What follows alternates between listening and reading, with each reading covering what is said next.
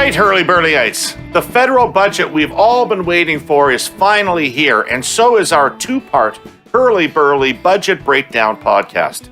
We are going to talk about $101 billion in new spending. We are going to talk programs. We are going to talk debt, loads and loads of debt. And we're going to pepper in a few laughs and swear with gusto along the way. First up on the pod, we have our three PhD economists are theoretically triple the fun of one panel with Jim Stanford, Kate Bezanson, and Peter Nicholson. Jim is a 2019 Herle Burly podcast alumnus and the founder of the Center for Future Work, a progressive think tank studying how work is changing in the modern economy. He was formerly economist and policy director for Unifor. Among many media appearances, he's a contributing columnist for the Toronto Star.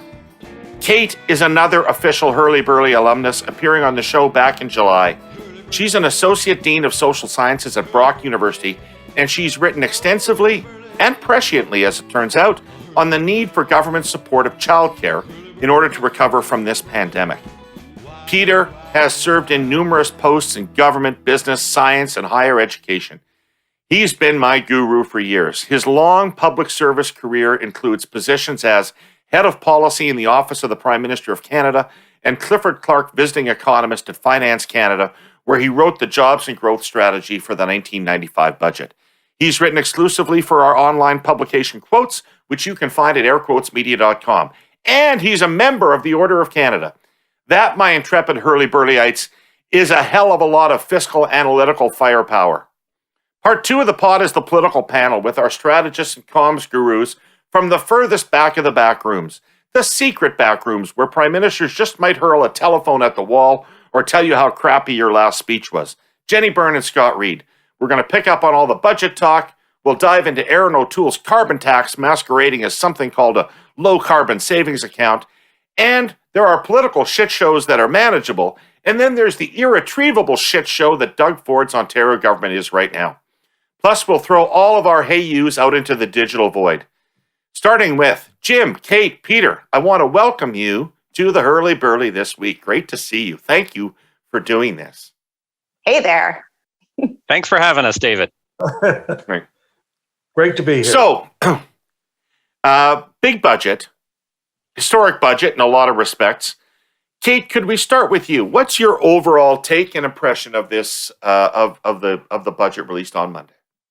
Okay, well, I will say what I'm sure you're expecting me to say. I am just over the moon delighted with the marquee in this budget, which is a $30 billion long-term sustainable commitment to building a Canada-wide, high-quality, affordable, accessible early learning and childcare system. I'm over the moon, but I also have to say, you introduced me as an economist, and while it is my deep pleasure to hang with all you economic gurus, I'm a political economist and a policy and law nerd. So I hope you'll still accept me on your show. Oh, I just go by the Harper standard of economist, and you easily fit.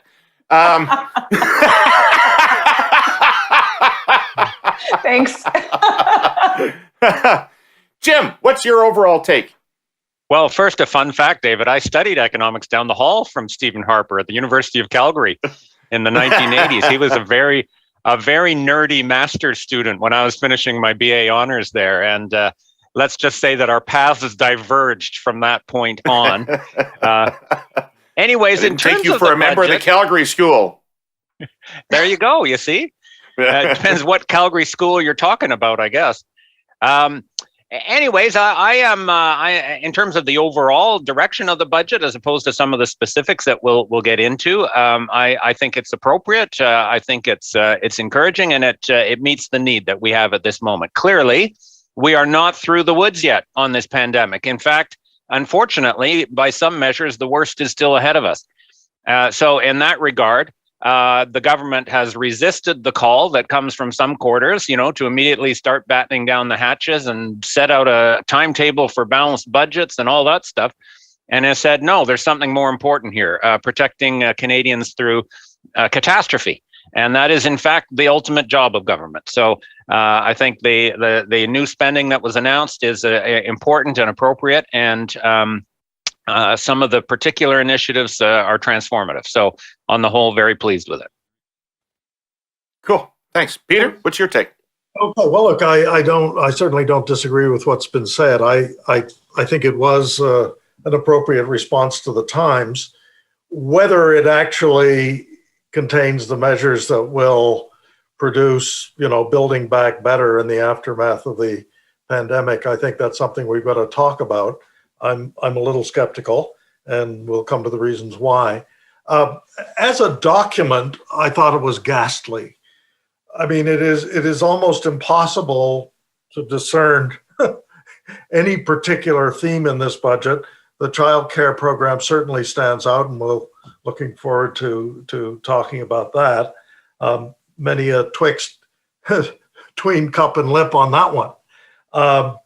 But just the overwhelming amount of detail, the number of balls on the Christmas tree, kind of left me swimming in the document, frustrated, and asking myself, I guess, a pretty fundamental question about the nature of political communication in the modern era. If this is an example of what it is, I'm not sure how we're ever going to develop any coherent national vision of what we're about as a country. But that's another part of the discussion. Interesting place to start. Okay, there's lots of threads to pull on over the course of the next hour there. Let's start, Kate.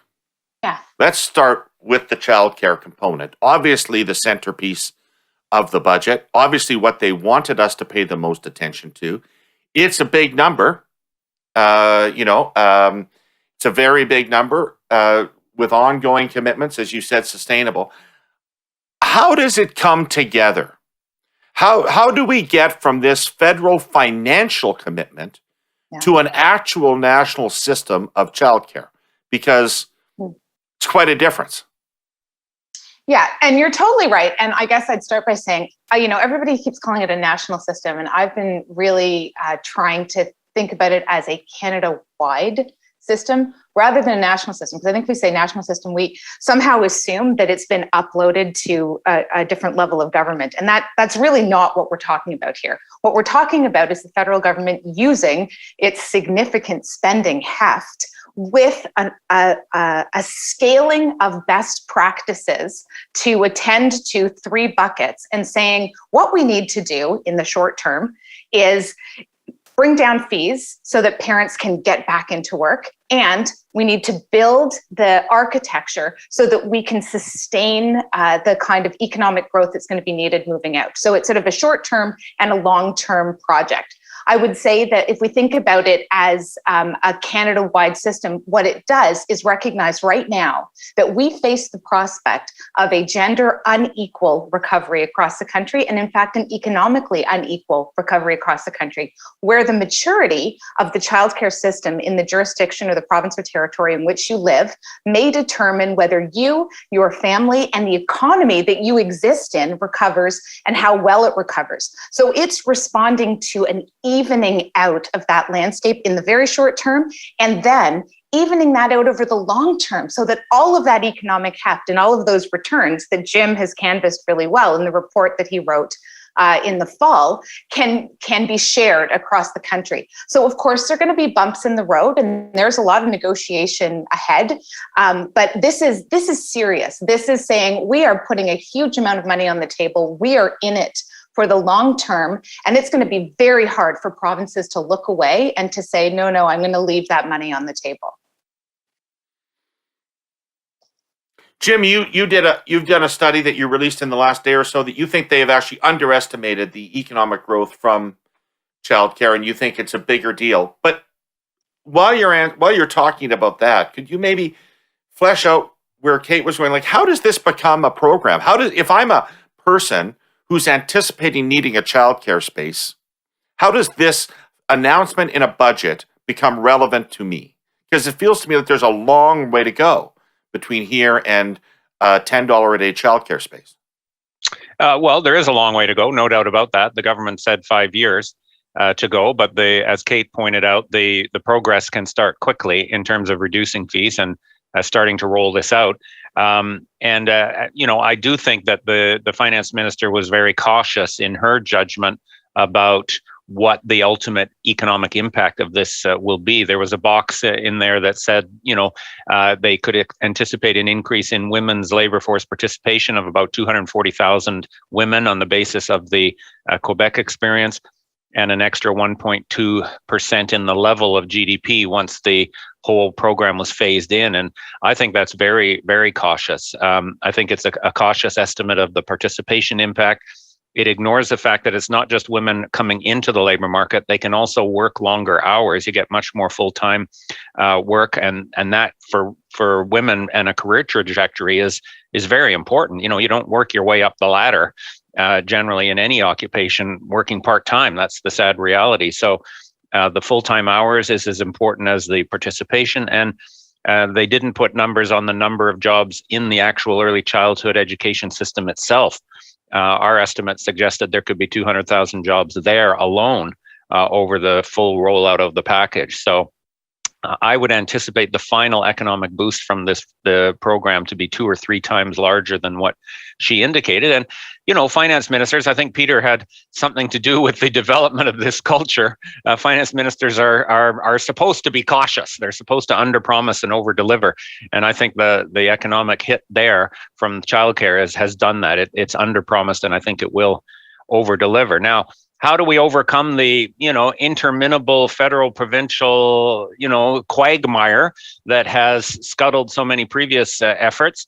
Of course, that is always a challenge in a federal system, but the government, I think, has realized it really works when you put serious money on the table.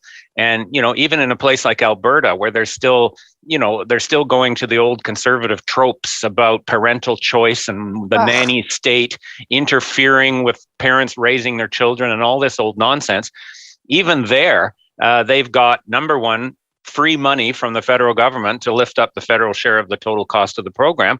But more importantly, number two, a huge economic boost in Alberta, including increased provincial government revenues from the rollout of this program. And I think even conservatives won't shoot themselves in the foot by ignoring that, by looking that gift horse in the mouth. So, in history in Canada, the feds are able to move the needle on areas that are at least partly in provincial jurisdiction with their spending power. And the government seems to, again, be applying that tried and true recipe here. And I feel fairly optimistic that it will work, just given the size of the upside that this program offers to provincial governments.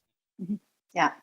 Peter, you were in the weeds in the Martin Dryden Child Care Initiative of 2005. Do you share this excitement? Yeah, Kate and Jim are saying about this? Yes, I bear some of the scars, and their gift horse was definitely looked in the mouth by the Harper government. And I think that's the issue. Is this going to be able to run the provincial gauntlet ultimately? And I think one has to be skeptical on the basis of history. And maybe this one has a big enough price tag attached to it. I mean, if you're looking at sort of $8 or $9 billion a year, compare that with what we had proposed, which was $5 billion over 5 years. Mind you, there's been a lot of growth since then, but still, it was a more modest proposal. And we were throwing pennies around like manhole covers back in those days. Yeah, I'm a huge fan of early childhood education. I think the impact on economic growth is both short-term and long-term. Everybody talks about the short-term, and Jim just mentioned it, the increase in the participation rate, getting hundreds of thousands of people into the workforce, more hands producing the economic output to be shared among the population. And heaven knows we're going to need more and more hands working over the next few decades as the population demographically ages. So anything that gets people who want to work, able to work, is a good thing for growth. But there are two long-term impacts. One, I think, we can rely on, the other somewhat speculative. The first is simply the impact of giving young children a better start in life. And the realization of that, of course, is over literally a lifetime. And it can manifest in all kinds of ways that will save the society resources, but also produce a healthier and happier society going forward if you get a better start. The second that nobody ever talks about, and maybe it's too speculative, but it could have a positive fertility effect too. What most of the Western world is now reproducing at less than a population maintenance level. And far be it for me to criticize that. I mean, I was an only child myself, and my daughter has had one, although my son has had 6. So he's doing his part. He's doing his part. You're still net positive, Peter. You're still net positive. I'm net positive. But look, if you look at any demographic projection, certainly not only in the Western countries, but it's true in China and much of Asia, the human race is not reproducing itself. Perhaps that's a good thing for the environment. But I have no doubt that in the case of Canada, we could use more people, and anything that would make it easier for mothers, and for that matter, fathers, to be back in the workforce will probably also increase the willingness to have a family. So that would be the second long-term effect. Net, I think it's a terrific program, but I remain somewhat skeptical as to whether the provinces can be convinced, or if they are convinced, will they nevertheless find ways to game it or dilute it in a number of ways. When you're born into a farming family on the prairie, that identity never really leaves you. My dad worked in the field, literally. 58 years later, I don't just think about seed and grain, soil and sun. I have visceral feelings about it all. It's in the blood. So much about farming has changed since those days. Technology has added artificial intelligence, robotics, big data, network connectivity. Our presenting sponsor, Telus, is part of that change with Telus Agriculture and the power of 5G. Telus Agriculture is dedicated to using data and technology to make everything to do with the way we produce and ultimately consume our food better and more efficient. From farm to fork is the catchphrase. So what does that mean, more efficient? Well, farmers in particular are struggling to balance the wide array of technology that's available right now with their own limited resources. It's an existential thing to decide which investments will drive the best return for your own operation. The result is a fragmented industry where over 40% of farmers who use a farm management system will have a different software solution. Telus Agriculture helps to tackle this siloed approach because, with 5G technology, it has the power to link disparate data systems across the whole agricultural value chain. For farmers, the result is this: better crop efficiency, increased yields, reduced waste, less environmental impact, improved storage, movement, and sale of their product, and improved food traceability for an entire industry. All of that leads to more profit and growth, directly traceable to the growth of 5G technology. We're going to talk more about Telus Agriculture, powered by 5G, in the coming weeks, but for now, you can learn more about it at telus.com/5G. So, Kate, let me go right back to you. Let me go right back to you, and I want to put you on the spot. Okay. Because the reason I asked you how all this comes together, I had 2 thoughts in my head. One of which is that Don Drummond told me that if he was a province, he would tell the feds to get stuffed on another shared cost program until they fix the healthcare transfer. And that seems to me like a pretty compelling point of view. The second thing is that every time I've touched this issue, and I don't have any expertise, but anytime I've touched this issue, I've seen it descend into a morass of licensed daycares only or unlicensed as well, profit or just nonprofit.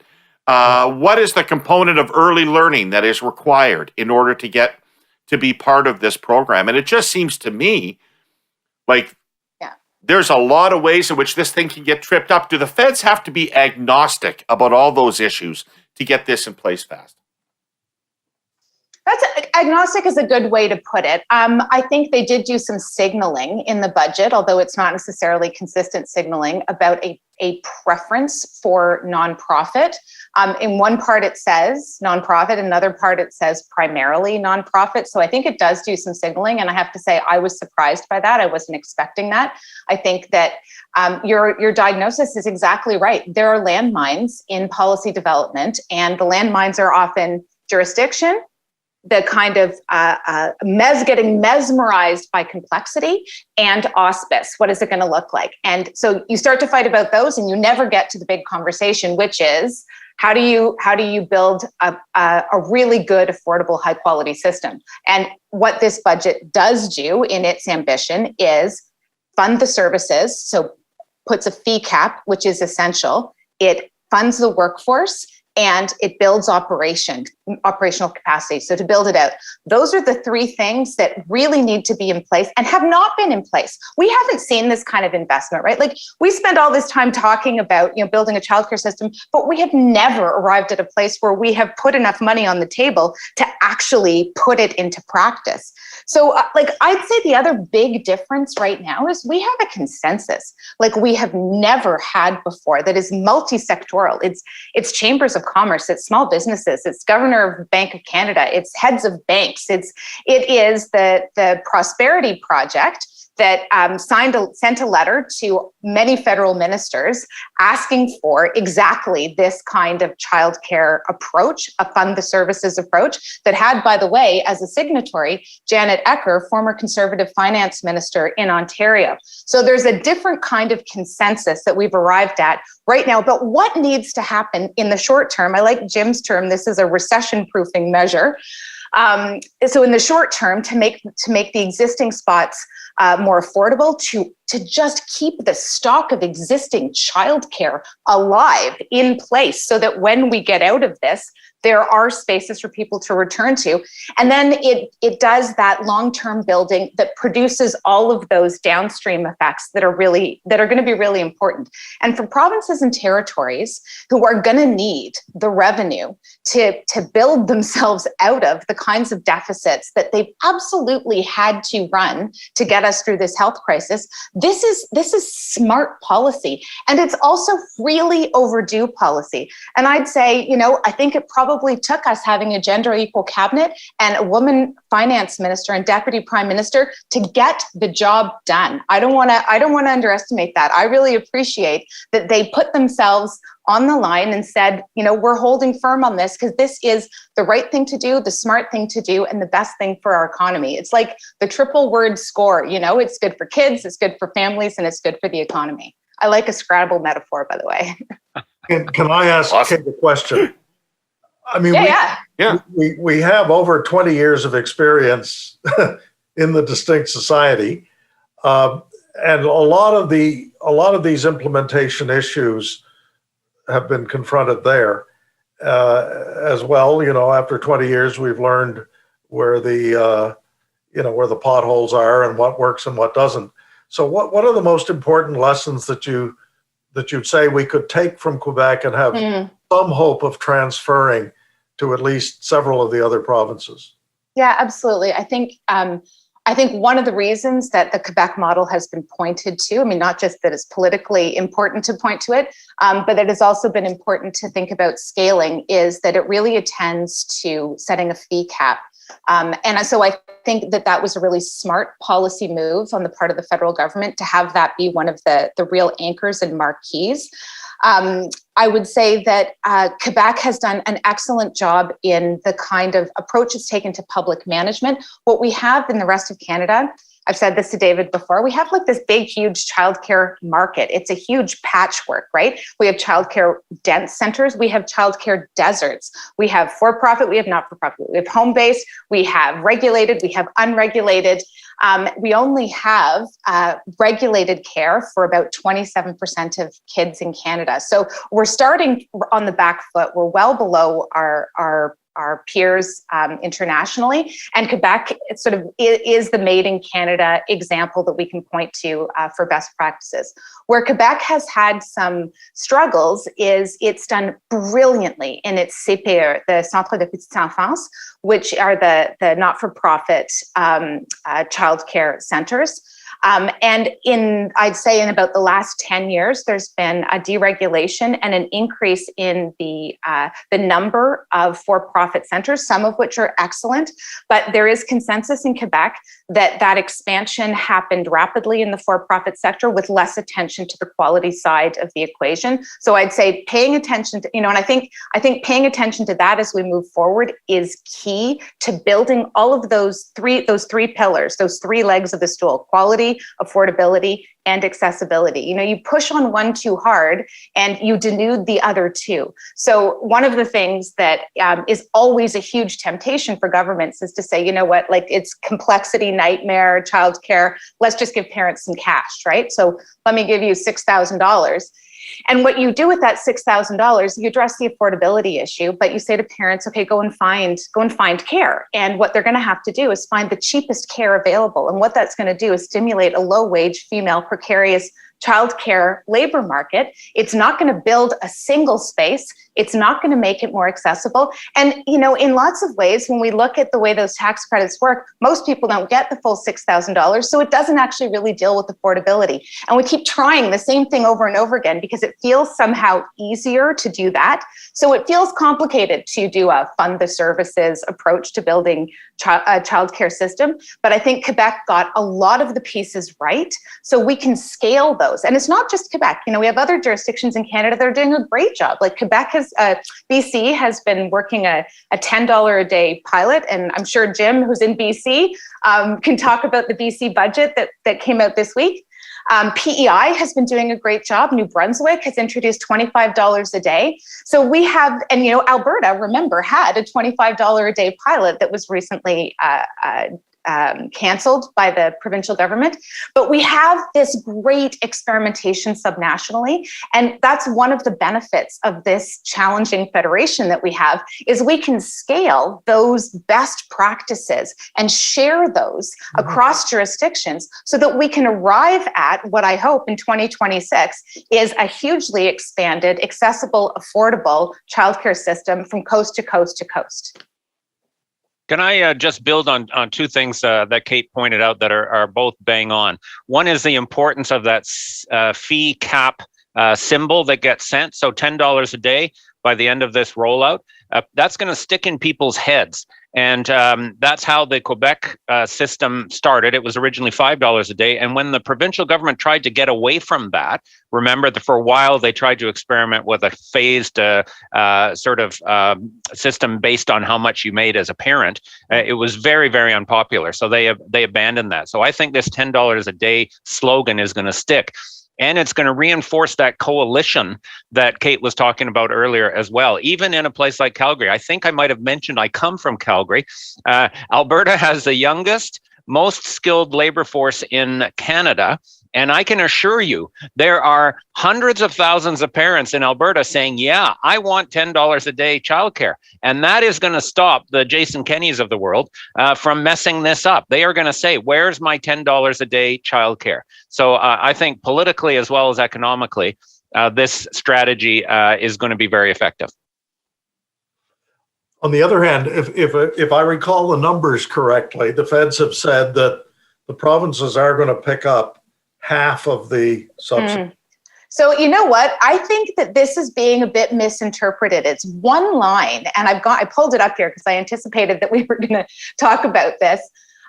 So the line says up to $27.2 billion over 5 years, starting in 2021-22, will bring the federal government to a 50-50 share of childcare costs with provincial and territorial governments as part of initial 5-year agreements. And so right now, if we think about what the actual share of federal investment is, last year, provinces and territories spent a little over $12 billion, about $12.5 billion on licensed childcare and preschool programs, and the federal contribution was $1.8 billion. So they've not been a super huge player. So my read of that is actually to say we are coming to the table as an equal partner in funding childcare. I didn't read it as an ambition that I read it as a statement of ambition, but not a requirement of provinces that they ante up sums equivalent to, what will look like $9.2 billion at the end of all of this. And it's the next sentence that makes me also think this. It says future objectives and distribution of funding starting in year 6 would be determined based on an understanding of need and progress achieved as part of the initial plan. So I think that I want that one to get a little more fleshed out in conversation, in sort of budget detail conversations as we move forward. But I think it's being interpreted in maybe not the same way across the board. I don't know what you thought about that. But wait a second. You're not suggesting that the $8 billion of federal money annually is enough money to provide everybody who wants one with a regulated early learning space at $10 a day. There's going to have to be more money coming from somewhere. Yeah, and the provinces, obviously, it's not saying the provinces are absolved of their contributions. And the analysis that Jim did in the fall, and I'm just throwing this to Jim as a bone because I'm not going to quote him to him, is that actually the provinces that have the least mature childcare systems are actually going to fare really, really well out of these kinds of investments. So the Albertas, the Saskatchewans are going to do well with a significant investment in early childhood education and care. I also understood that 50% share, similarly to how Kate was saying. It doesn't mean that the provinces are going to match the new money. What it means is at the end of the whole phase-in thing, you'll have a 50-50 division between the two levels of government. And there will have to be some provincial resources thrown in for sure. But the provinces, remember, every increase in labor force participation, every increase in GDP, every increase in tax revenue, half the benefit of that goes to the provinces. So for them, it really is a no-brainer. This is an opportunity to capture half of those gains with far less than half of the new money. And I think subnational governments are politically vulnerable if they do not act on this. I think that this is not just a consensus among bankers. It's a consensus that is much deeper than any we've experienced before. And I think parents and grandparents, there's a lot of intergenerational solidarity. There are people who are saying, it's ridiculous that I spent more on my kids' childcare than I'm spending on their law school tuition, right? Or on the mortgage of the house for the whole family. Yeah. So I think that there's an electoral and a political risk to subnational governments who think that they can walk away from this, or say, let's just do the same old that we've been doing, the tried and failed cash for care policies that haven't built a system and haven't made it accessible or affordable for families across the country. Okay, so let's move to a broader question about the budget, because I think everybody on the panel has now agreed that childcare is a growth initiative, that childcare is going to drive economic growth in the country. I didn't hear any objection to that. What else about the budget is going to have an impact on jobs and growth? And I raise this in part because we all care about jobs and growth, but second of all, the basic fiscal projections of the budget, as I understand it, rely on growth outstripping interest rates for the medium to long term, and growth has been, other than what people are expecting for this year and next, generally 2% or less for a very, very long period of time. So is there anything in this budget that breaks us out of that 1.5% growth trap?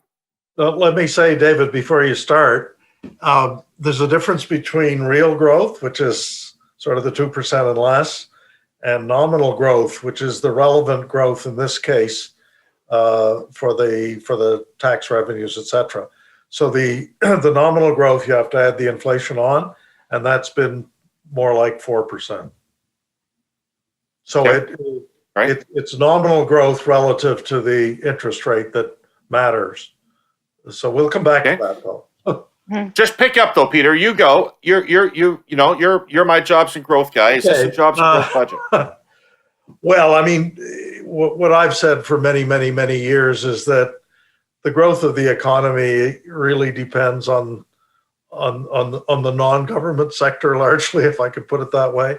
I mean, the monkey is on the back of the business sector, and government can certainly affect it sometimes more than at the margins, and can establish fundamentals like sound institutions, obviously as a set of underlying policies related to trade and fiscal responsibility, education, hugely important. But really, it comes down to business largely. Having said that, I think that the innovation side of the budget, as far as I've been able to understand it so far, and it suffers from this 5 or 6 pages of micro detail on programs, and it's hard for me to judge because you also see the fiscal increment, and you're not given what the base is. So is it a lot or is it a little? I mean, it depends on what the underlying amount is. It shows, for instance, that the superclusters program is going to get another $60 million, I think, in a two-year tranche. Well, what is that on the basis of? Well, it's on the basis of roughly $1 billion that was put forward 3 years ago.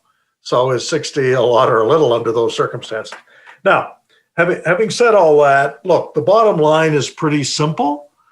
And that is, if you look at and I'm just trying to find the numbers here. If you look at the growth projection in the budget itself, both nominally and real, the real growth projections in the out years, 2.1% in 23, 1.9, 1.8. And if you gross it up with their inflation projections, you get to 4% in 23, 4% in 24, 3.8 in 25. This is the most single important economic fact that people in this country, in fact, in the Western world, have to get through their heads. And that is, for the last 50 years, the growth rate in the advanced countries has been declining. There have been a couple of good 5 or 6 year periods, but by and large, we've been on a downward trajectory. And there is an excellent chart in the budget book that shows that, going back to the average growth in 1960-69 was about 5%, 70-79 it was a little over 4, 1980-89 it was down to 3, and now they're looking at real growth of about 2%. Mm-hmm. And that, so if there was a major increment of future growth coming out of this budget as a result of the budget measures per se, it's nowhere really to be seen. What we don't see, of course, is that if this wasn't being done, would the numbers be a lot worse? Yeah. So we can't see what the delta is, and I'd be inclined to give the government some benefit of the doubt. On the other hand, I look at some things. They talk about the quantum strategy and the artificial intelligence strategy. All of these things are good. They're going to be very significant for the future. But the dollars, and I don't have the numbers right in front of me, but I've looked at them. Maybe we're talking 200 million, maybe 65 million over the next 5 years, whereas recovery for Pacific salmon, 650 million. Now, I think it's wonderful that we're spending money to help the recovery of Pacific salmon, and there'll be economic return for that. But to compare the government's expenditure of a few tens of millions on really fundamental issues like artificial intelligence and applications of quantum technology to cryptography, et cetera, with recovery of the Pacific salmon, and see that the latter is 3 or 4 times the former, it really makes me wonder. I don't want to sound like a bit of a Scrooge here, but I think people do need some sense of proportionality. Anyway, I can come back on this, but that's enough for now.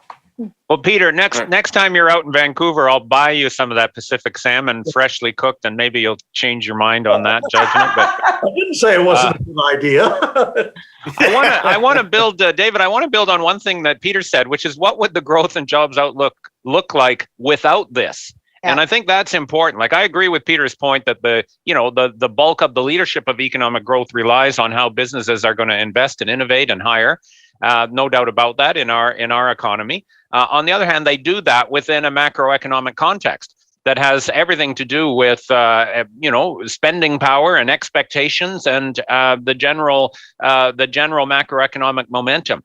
And the alternative would have been, to start focusing in on balancing the budget and fiscal restraint and so on, which would make this much worse. Those forecasts that Peter mentioned, by the way, those are the private sector bankers that come up with the forecast. So we haven't necessarily connected the dots between the budget spending and the growth, but I do think that general outlook is probably what's expected.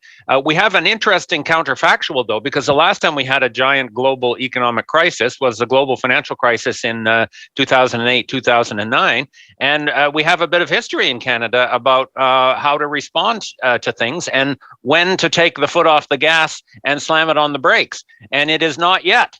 Yeah. And the experience of 2009 is very instructive in that regard. You remember, of course, there was that election in late 2008. The Harper government came back in with a minority again.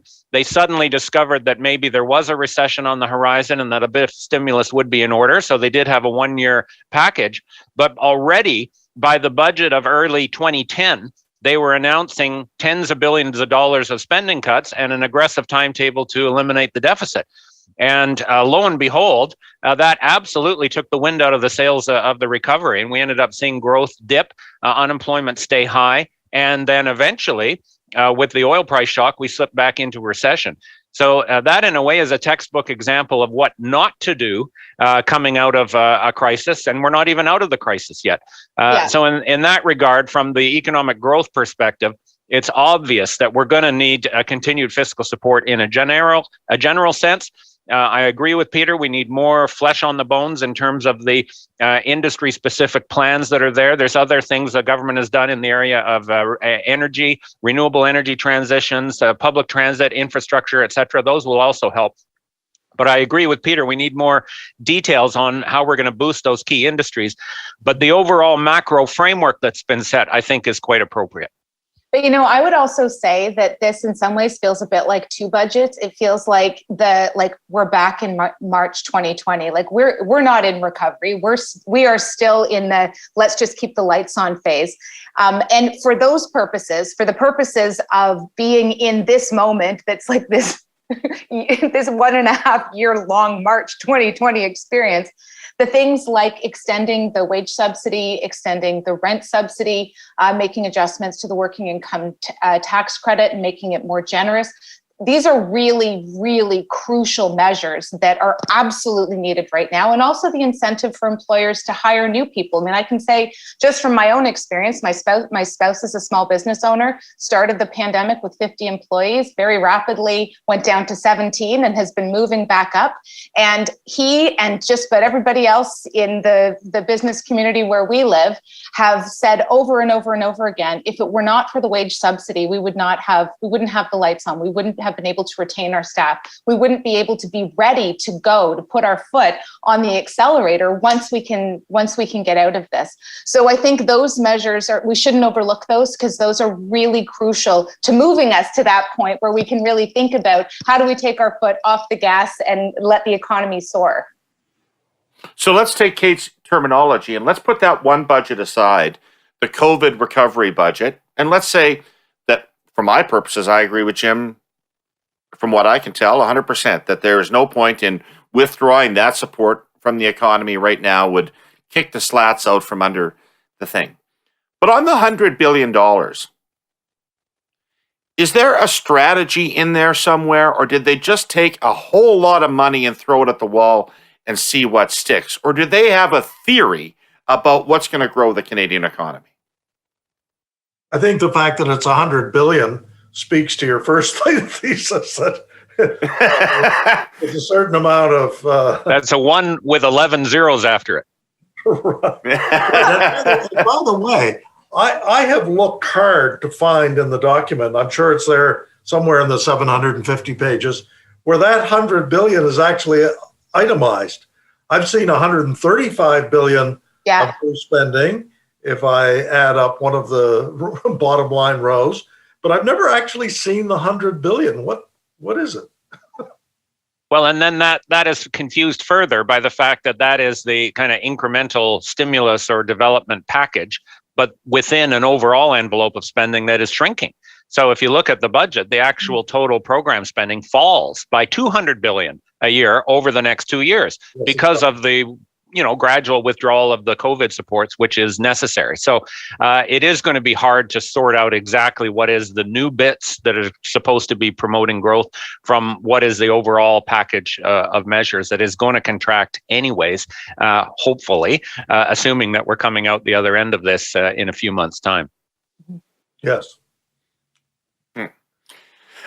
Okay. But David, so, before we leave the jobs and growth, maybe you weren't planning to leave that, but I think there's a really important chapter here, and that's chapter 5 on the healthy environment and the healthy economy, which is the other elephant in the room, if we could put it that way. We see now that they've increased their ambition to reduce GHG emissions now by 36% relative to the 2005 level, which, by the way, was exactly the same as the 2019 level. So, post-COVID, we're basically, we're right where we started back in 2005. And to have gone from a 30% ambition now to a 36% ambition, and I thought the 30 was going to be a big stretch. So I'm wondering, what are we counting on for that? Is it just the carbon tax? I mean, agreed, there are measures in the budget for sure, but let me make one. I won't pick on the salmon this time. They have a line item. These Atlantic guys, Jim. These Atlantic guys and their salmon, eh? Jealous. They're just jealous.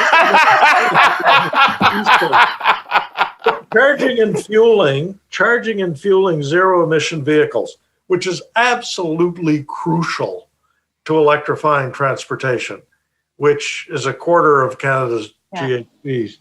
$56 million over the period from now till 2026.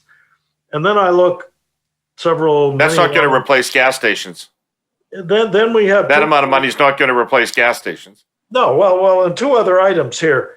Better understanding our environment, I think that's fine, but that's clearly kind of academic. And support for the Polar Continental Shelf Program, which is, again, a good. But those two together are about the same amount of money that this budget is proposing for what is absolutely crucial to achieving our GHG reductions. And I think also where there is clearly a role for the government in assisting the infrastructure for charging and fueling. Now, maybe there's a lot of fine print here that I'm not aware of, but I just didn't see enough in this budget to justify increasing the ambition, or perhaps even to achieve the initial ambition of the 30% reduction. Anyway, maybe I'm speaking too quickly here because I haven't read all the fine print.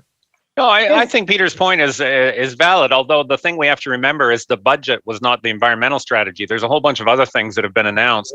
The phase out of coal-fired electric power, that's a huge one.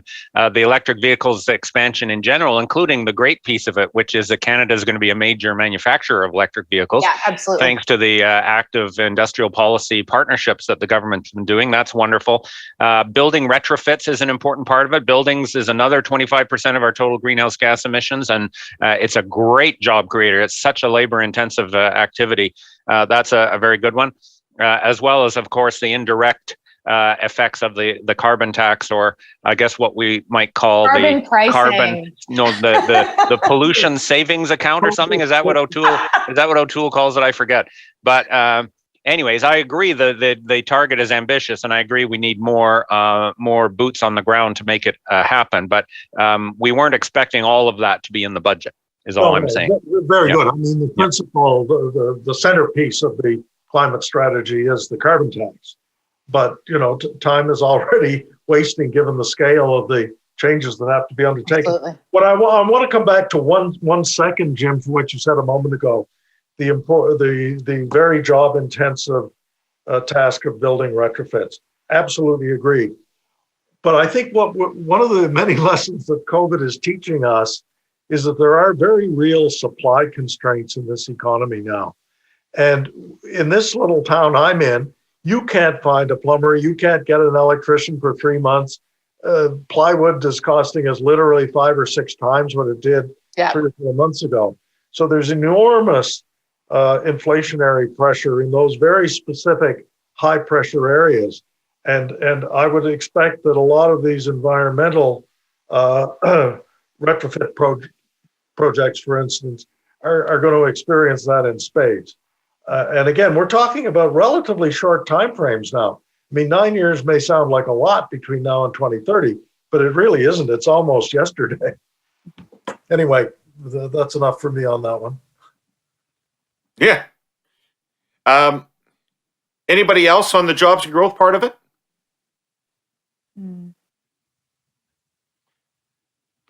All right. Let's move to the Fisc. And I am wearing my Paul Martin t-shirt. Okay? You are. I'm wearing my Paul Martin t-shirt. Yeah. For this discussion about the Fisc, because I've been making a living for the last 25 years on the basis of what I was involved in 1995. It's my only claim to fame, really. And, I watch this budget and I start to feel like a rube. Like, what were we doing back then? And if you can spend this much money and do this much stuff, why hasn't everybody been doing this? Why didn't the last budget do this? Why didn't the budget 5 years ago do this? What is made this possible, if it is indeed possible to do this? Well, I'll start on that one. I mean, COVID sort of broke the spell that you were referring to, and the lowest interest rates in living memory are the reason why this has happened. I mean, money for a AAA borrower like the government of Canada is as close to free as it's ever been. In fact, it's more than free because the real interest rates are negative and are expected to remain negative for at least the next 2 or 3 years. So literally that means the more you borrow, the more you save. And if you can use that money and invest it productively in both physical infrastructure, but also human and social and environmental programs, then you're obviously going to get a net return. So, I think we could have an interesting discussion, David, about what did and did not have to happen back in 1995. And I had my own views on that. I think in retrospect, the level of spending cuts was absolutely not required. And that most of the heavy lifting in the subsequent years, when the deficit disappeared far faster than you pledged to, was done by economic growth, not by spending cuts per se. But at any rate, that's ancient history now. And around the world, there's, I think, a consensus, including among some very mainstream institutions like the IMF, that it is a responsibility of government, not just the choice, the responsibility of government to mobilize resources and put them into motion, given the profound shock and weakness in the private sector that we're seeing from the pandemic. Yeah, and I would echo all of that. Kate, you're cool with all this? Am I cool with all of this? I wowould say just as sort of an explanatory framework, I think that the Washington consensus pretty much fell into deep question and then was jettisoned with the 2008-2009 crisis. We had a very short-lived period where we all thought we were Keynesians again, and then many of us moved into austerity and realized that austerity period did not do us a lot of good, and it actually pushed a lot of the wrong levers and deepened inequalities. And I think what COVID has revealed, obviously the interest rate context matters. But what COVID has revealed is the kind of fissures that exist in societies and between nations. And those deep inequalities are holding us back, that we need to redress those inequalities. And that I think it's shown us that not only do we have a moral responsibility to redress those inequalities, but that more equal societies are more prosperous societies. And I'm hopeful that we've actually moved away from that kind of lowest common denominator thinking to one that tries to raise the floor rather than lowering the ceiling. So, maybe, we could have this conversation in 10 years and you could say you were completely pie in the sky and wrong. And I'm happy to be wrong about that. But so far I've been on the money on a couple of things this year. So let's bet on me. So we're able to do this. Can we do it again? You talk about the fissures in society that COVID opened up. Well, this budget addresses one of them. But this budget didn't do anything about pharmacare. This budget didn't do anything about long-term care in any significant way. This budget doesn't have a UBI or any sort of acknowledgement of the gig worker economy. So are we done? Did we blow our wad and this is all we can do? Or we got more budgets like this in us? I think, we may have more budgets like this in us, although I expect that this is, I read this as a crisis budget, as, sort of a particular moment in time. I think that there is some interesting attention in this budget to a couple of areas that have needed attention. Like some of the stuff that hasn't gotten a lot of attention, for example, are the significant changes to the paying back of your student loans. That's going to make a huge difference for, and I'm in a university, so I'm looking at these young people coming out and having, the trigger rate for repaying those loans be a pretty low level of income. So I'm really happy about those kinds of investments. I was also really happy from a personal level to see some attention to a national autism strategy. I think this is a more disaggregated budget in terms of where specific pots of money are going for specific populations. So I'm really happy to see a significant investment in Indigenous communities, and not just in communities, but also in all kinds of supports around education, around innovation, and so on. It also pays attention, really importantly, to some of the gender-based violence issues that have been escalated in pandemic, but also puts money into legal services for survivors of domestic violence and gender-based violence. So I think that it does a whole range of things that I hope will be longer term that are also going to have the effect of, redressing some of those inequalities. I think they didn't push on some of the levers like pharmacare, less on long-term care than I think many people were expecting. But I think on balance, it's an attempt to balance those constituencies and those outcomes that we've seen in pandemic. I feel optimistic. Can you tell? I feel pretty optimistic. Yeah, you're loving it.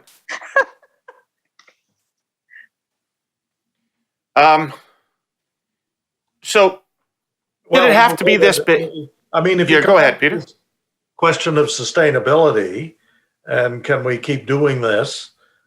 I guess the answer is yes, if inflation somehow remains where it's been, and governments can borrow at the kind of rates that we've seen.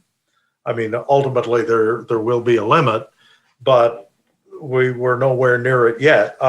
If you look really at the projections in this budget, the public debt charges this year, $22 billion, they're roughly doubling by 2026, but still only a very small fraction of total spending.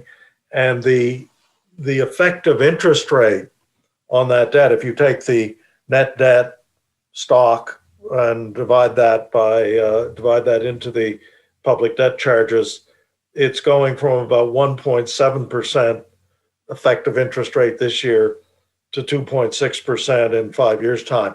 Now, if those kinds of conditions are sustained, there's no question that we could continue to actually run large deficits. Just to give an example, in terms of pure arithmetic, by 2025, you'd have to run a $50 billion a year deficit just to keep the debt to GDP ratio from not falling.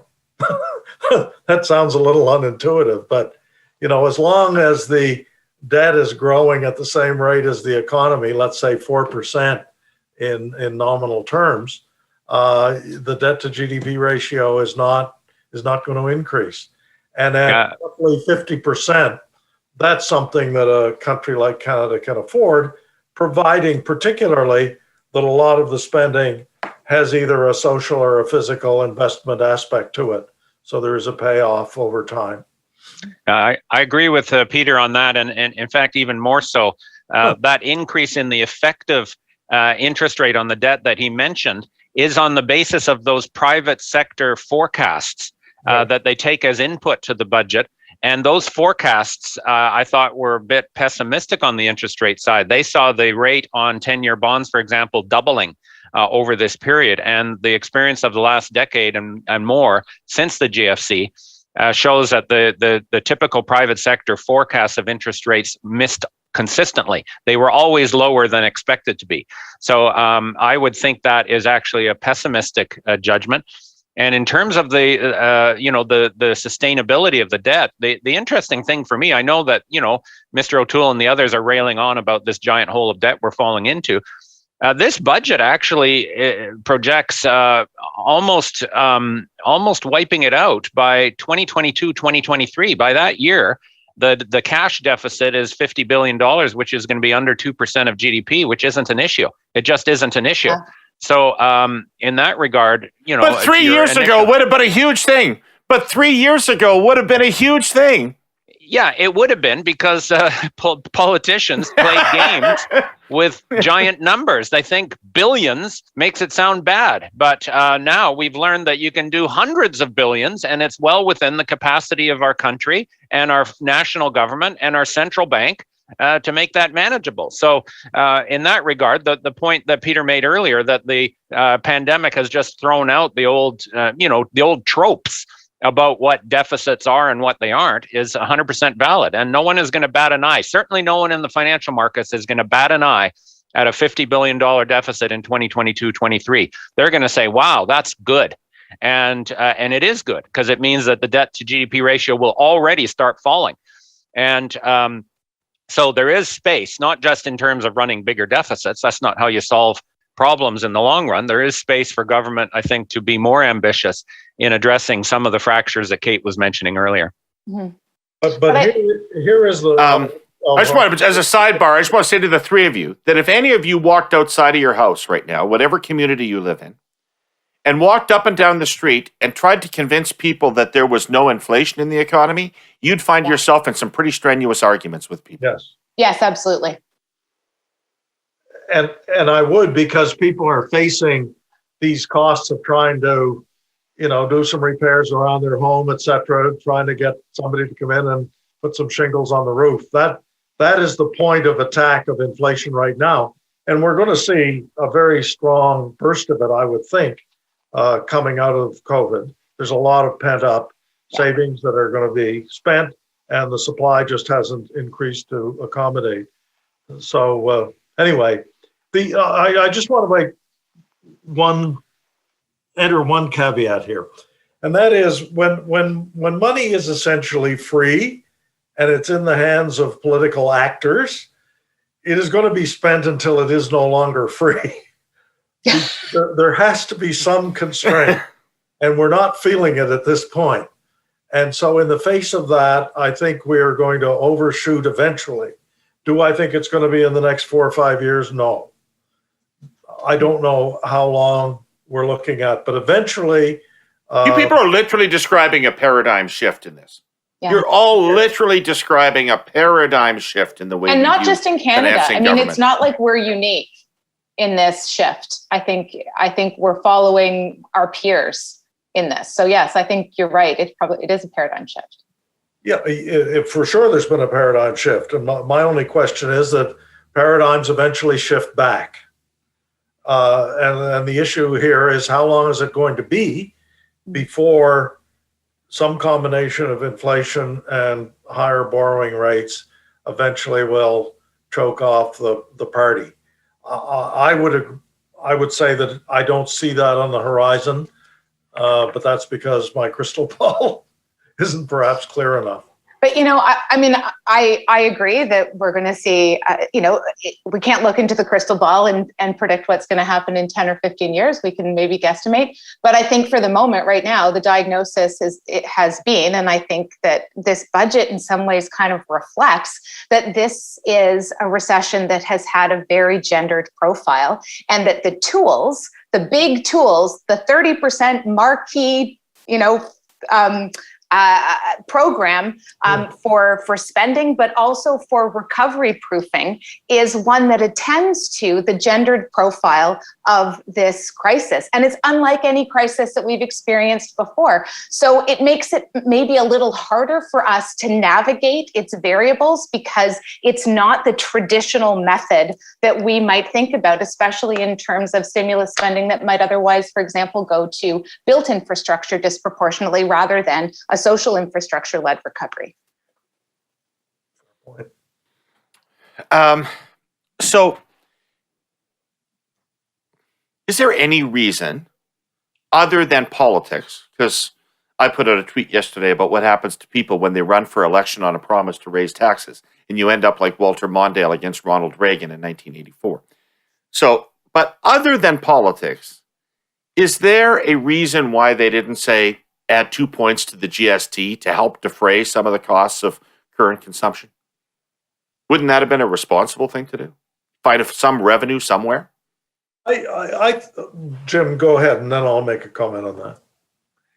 I mean, in the short run, David, the impact of increasing taxes of any kind, including, I will add, the taxes on the rich that some of my progressive friends have been arguing for in a big way, in the context of a severe macroeconomic downturn, that just makes the downturn worse.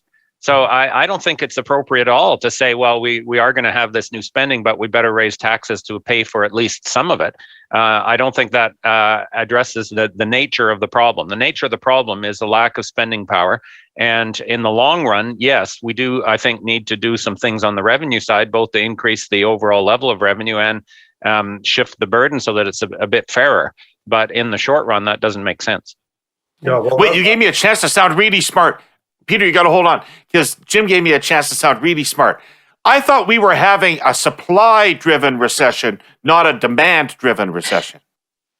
Well, it started out that way as a supply shock in those initial industries that were shut down. But the problem in the economy is everything's connected to everything else. So we closed retail and hospitality and personal services, and then lo and behold, the whole economy was in recession. And I think we do have not just a supply issue. Even if everyone had the vaccine tomorrow and could go back to work, we'd still be in a recession.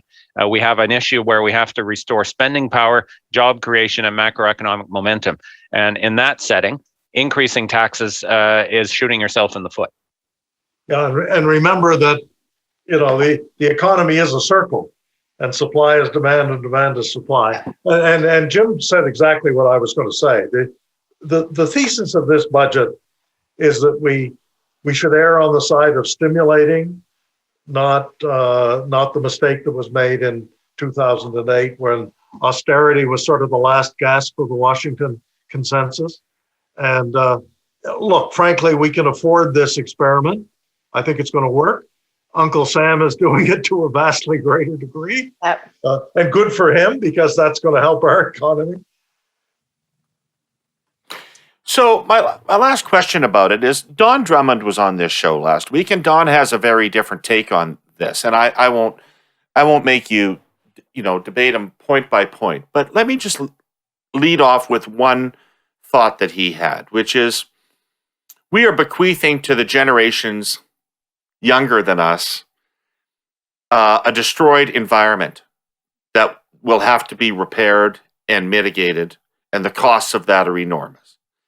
We are bequeathing to younger generations an economy that does not provide anywhere near the jobs, security, incomes that it provided to people of my generation or others. And now we are bequeathing $1 trillion that we're spending over a period of about 4 or 5 years that we've decided to borrow money to spend for. And it may be very, very cheap now, but at some point it may not be cheap. At some point interest rates may go up to 7, 8 percentage points.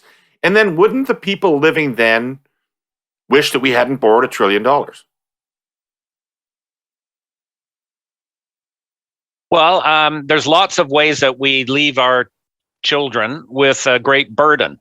And a public debt, is not necessarily it. It depends, A, on how the debt is financed. And as Peter has argued earlier, the cost of financing this debt, even under what I'd say is a fairly pessimistic interest rate assumption, is very, very small relative to the size of our economy and relative to what we used to pay for debt. Secondly, what is the debt used for? So young people today are the ones who are the greatest victims, I would argue, of this pandemic. They're less likely to die than the older ones, and that's important. But they are going to have a lifetime labor market trajectory that is scarred deeply because of this downturn. And to say that, well, in order to protect them from debt, we're going to implement fiscal restraint that keeps this recession around for even longer, definitely is not doing young people any favors. And the other debt that we can leave young people is obviously the environmental crisis that's ahead of us and the growing social fractures that Kate talked about earlier. So I believe in young people and giving them the greatest start possible. And fiscal restraint is not the way to do that. Yeah, I agree. And it is. You don't have any, Kate? Well, it's really important to try and distinguish between the investment goods that are being purchased in this budget with the pure consumption goods. And that there will always be argument over that. And, the child care program is a great example.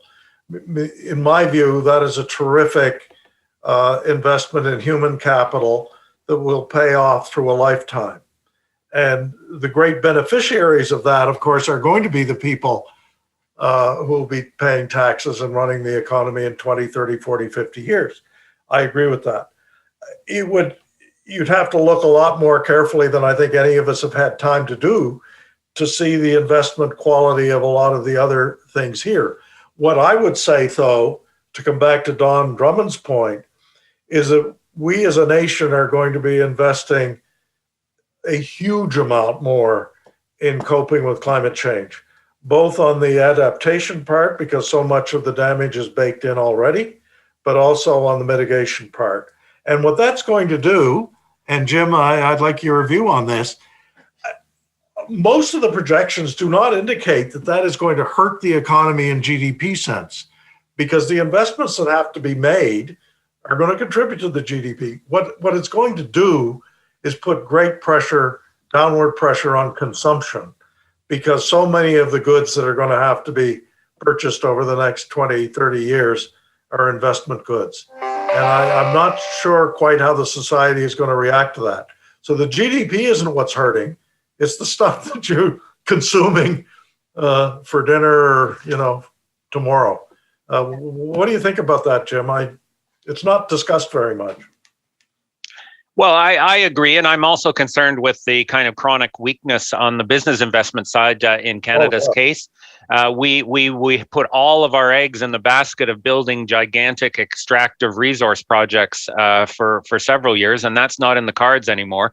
So we need another vision, another model, if you like, for how we're going to accumulate capital and apply technology and lift productivity, all the things that Peter has spent his professional life studying. I certainly accept the idea that investment matters, public investment as well as private investment. We do want to invest in our capacity to produce, and there's lots of ways to do that, including investing in our human and social infrastructure, but also investing in technology and real capital equipment. And we've been doing a lousy job of that for most of the last decade. Right. Well, we're a little over time. I think I've abused all of your times today, but this was as much fun and as interesting as I hoped it would be. And so I want to thank the three of you for coming on and giving us the benefit of your insight into this.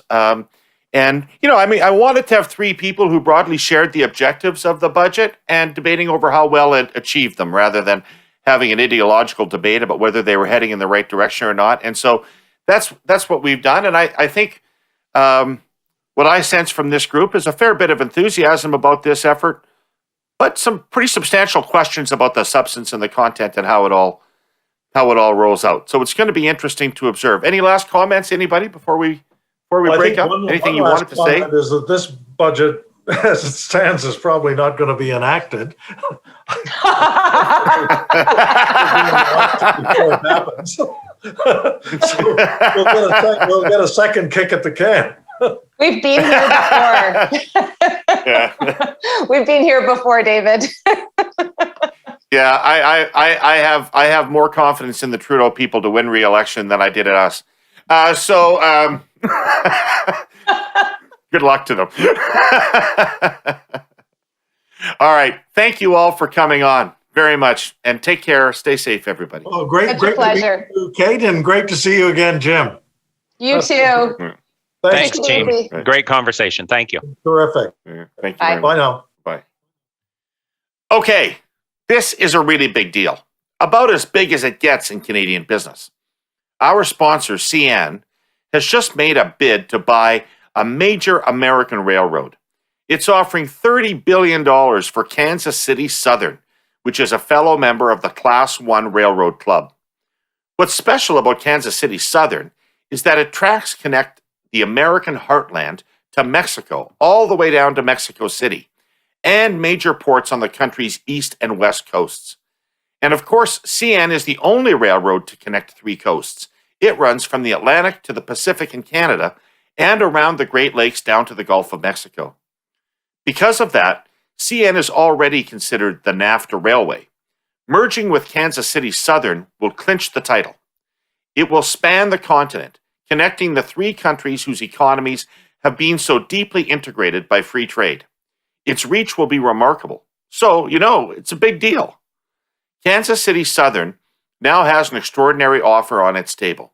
CN is safer, faster, and cleaner than its competitors. Its balance sheet is strong. Its tracks lead to Prince Rupert, the closest North American port to Asia, and face Europe from Halifax. CN's network connects a slew of Canadian and American cities to ports in New Orleans and Mobile, Alabama. It also leads the industry in shipping intermodal, those containers that transfer so easily from trains to trucks. This merger will actually increase competition among Class 1 railroads and give customers more options to move their goods. Quite simply, CN and Kansas City Southern will make a perfect railroad marriage. More on this next week. All right. It's not Tuesday, it's Wednesday. And for very good logistical reasons, we're doing this pod on a Wednesday. It's because we had, there's enough hot takes about things out there. We wanted to have a little reflection, and it took us time to put our Economist panel together. But it's Wednesday, and here we are, the panel. Jenny Byrne, how are you? I'm doing great. Great. Scott Reid, how are you? What can I say, man? I'm a fat guy with a big white beard. It's snowing out. I'm going to make a list and check it twice. It's fucking grim here in Ontario. I'm not great, David. Not great, Bob. Yeah. Anyway, plug through. It's Ontario. 6 weeks of shit ahead. The worst place to be. No, worst place to be. So there are weeks on this pod, you guys. There's weeks on this panel when we get together beforehand and we go, what the hell are we going to talk about? There's nothing going on this week. It's a slow week. Maybe we can get a viewer mailbag question or something. This week, we're jammed. We've got so much great stuff to talk about.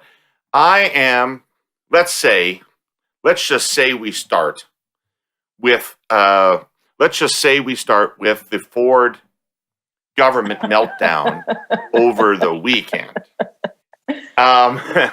Everything seemed to fall apart for them last weekend. It's something that you'll rarely see in politics.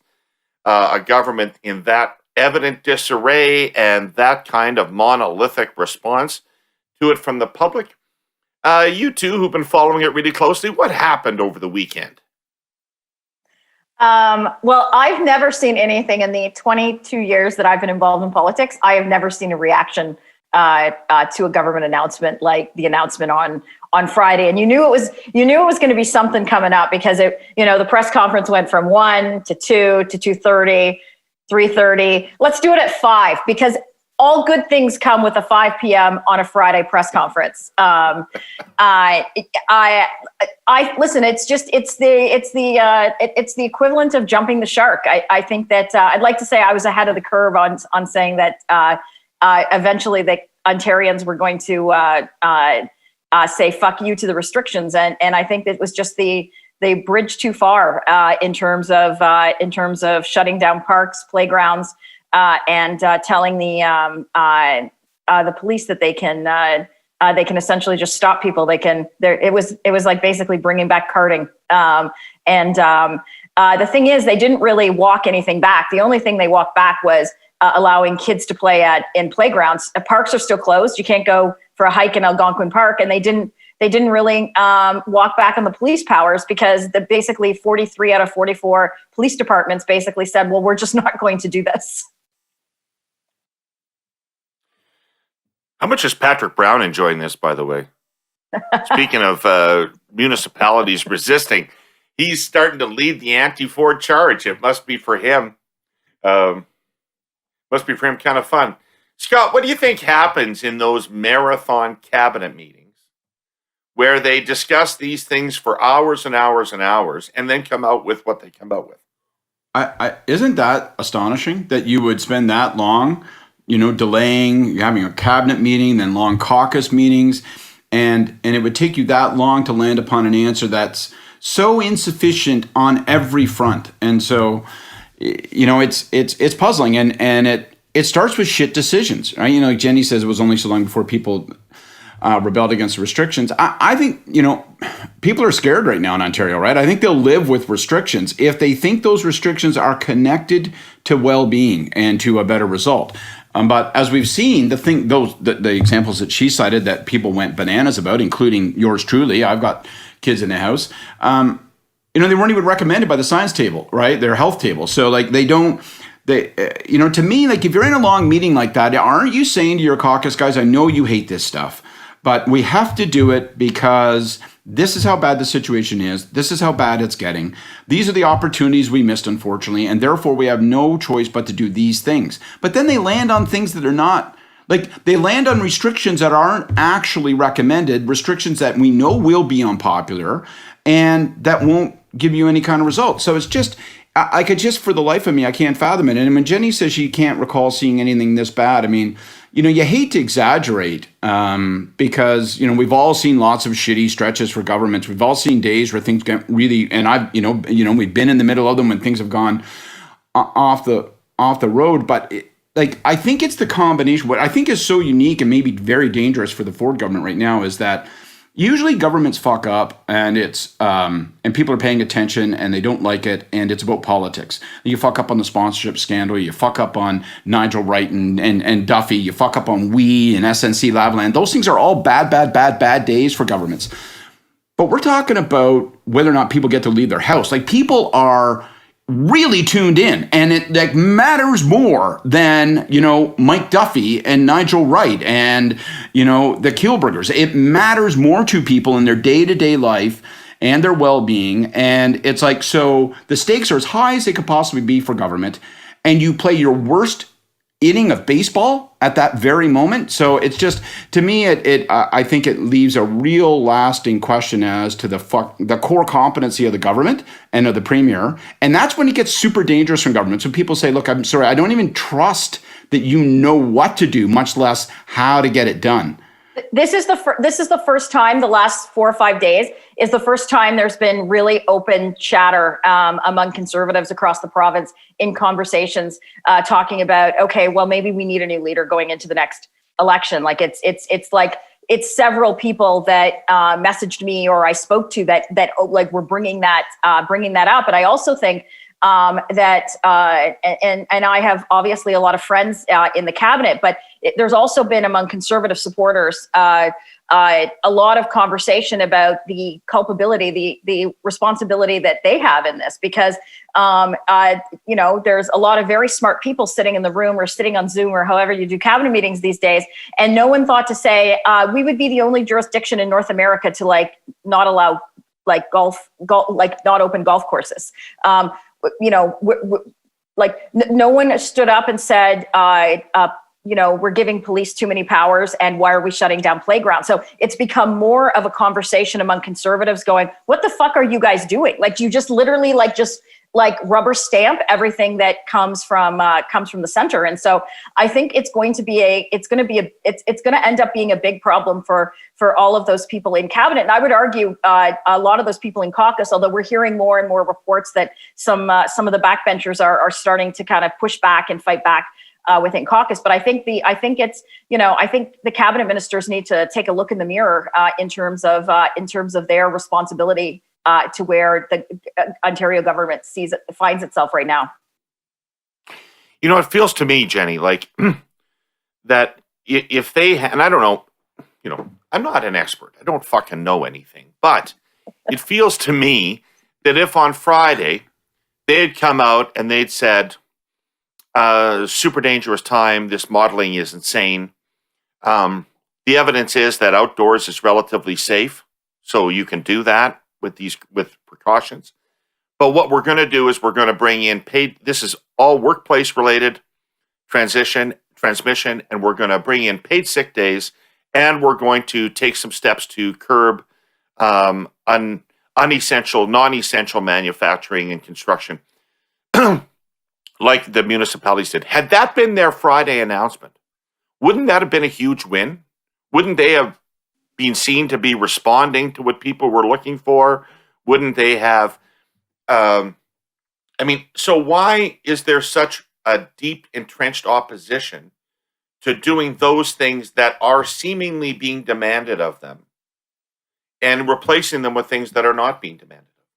Well, I think that basically the municipalities yesterday forced the government's hand regarding sick days in terms of, because Patrick, to your point, Peel was the first jurisdiction out, and that means that there's several food processing, meat processing plants, and boom, the Amazon warehouse that we hear so much about. So he pretty much pressed the government's hand on sick days. I'll be honest, I've always been shocked at the government not bringing in sick days. It seems like a very strange hill to die on, for lack of a better term, in terms of everything else. Governments have been spending an extraordinary amount of money over the last 13, 14 months. And so I never understood bringing in a temporary provision on sick days, but they're going to this week. They'll get no credit for it because they've been dragged there because basically Patrick, Toronto, Ottawa, all of the municipalities are basically saying, we're going to shut down these major industries. And the only way they're obviously going to be reopened is if there's paid sick days.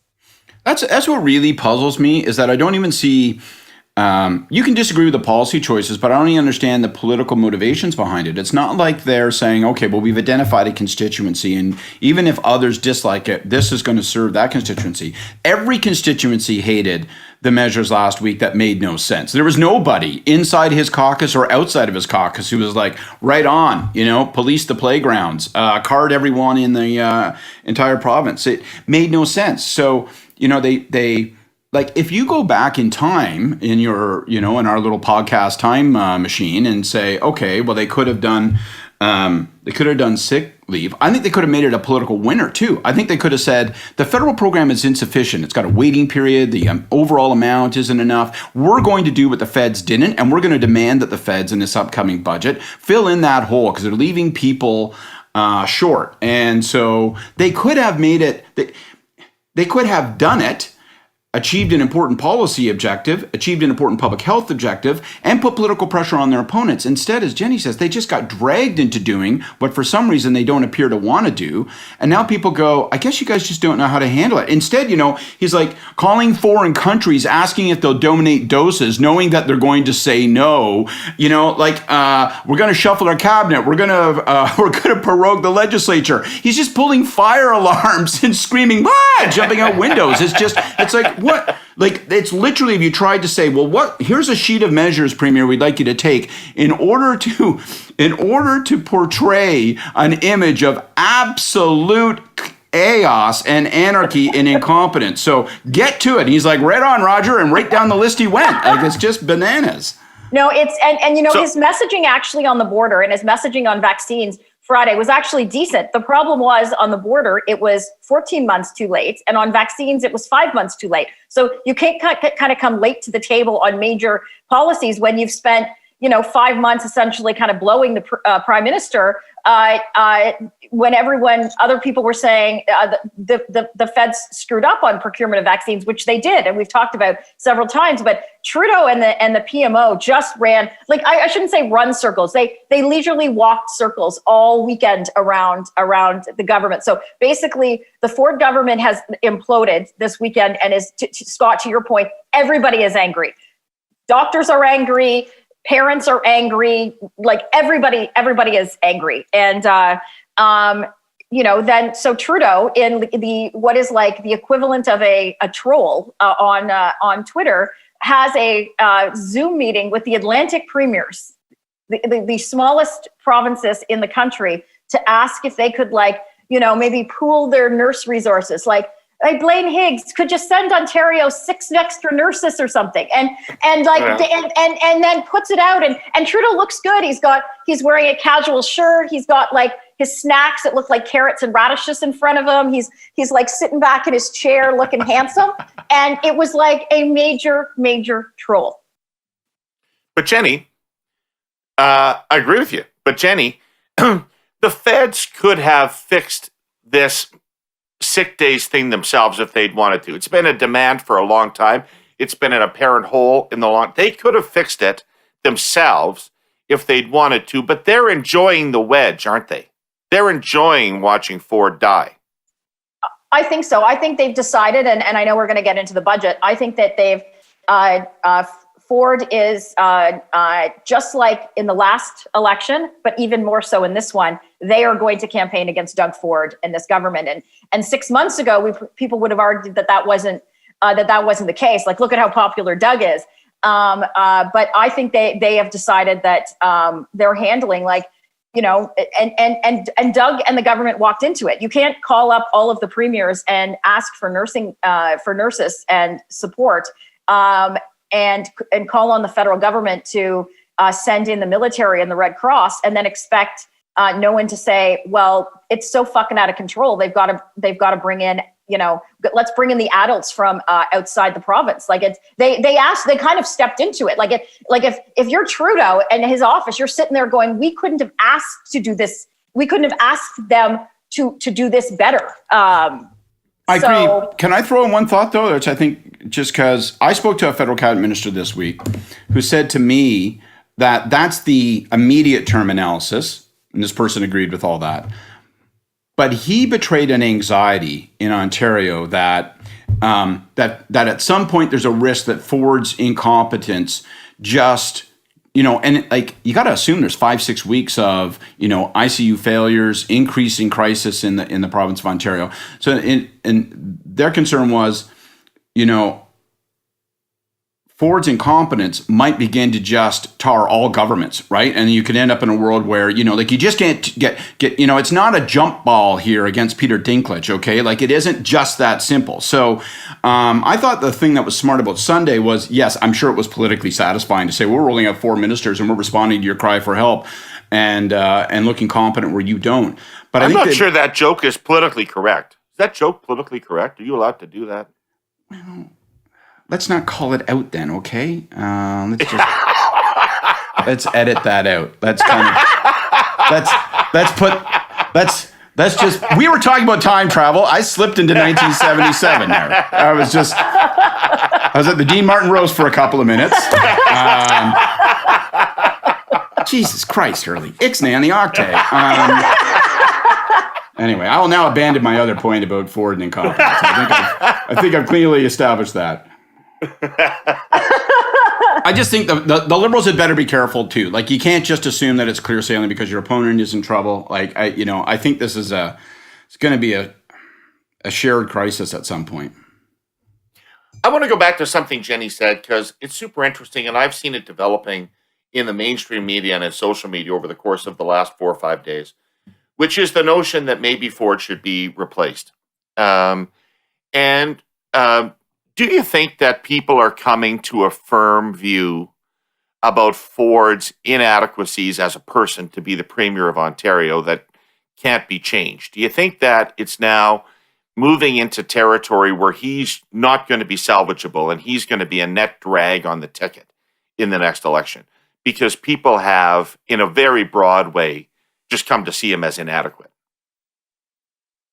Well, I think people are seeing him as inadequate right now in terms of handling the pandemic. He did win a massive majority, so they obviously felt he was capable of being premier because they elected him.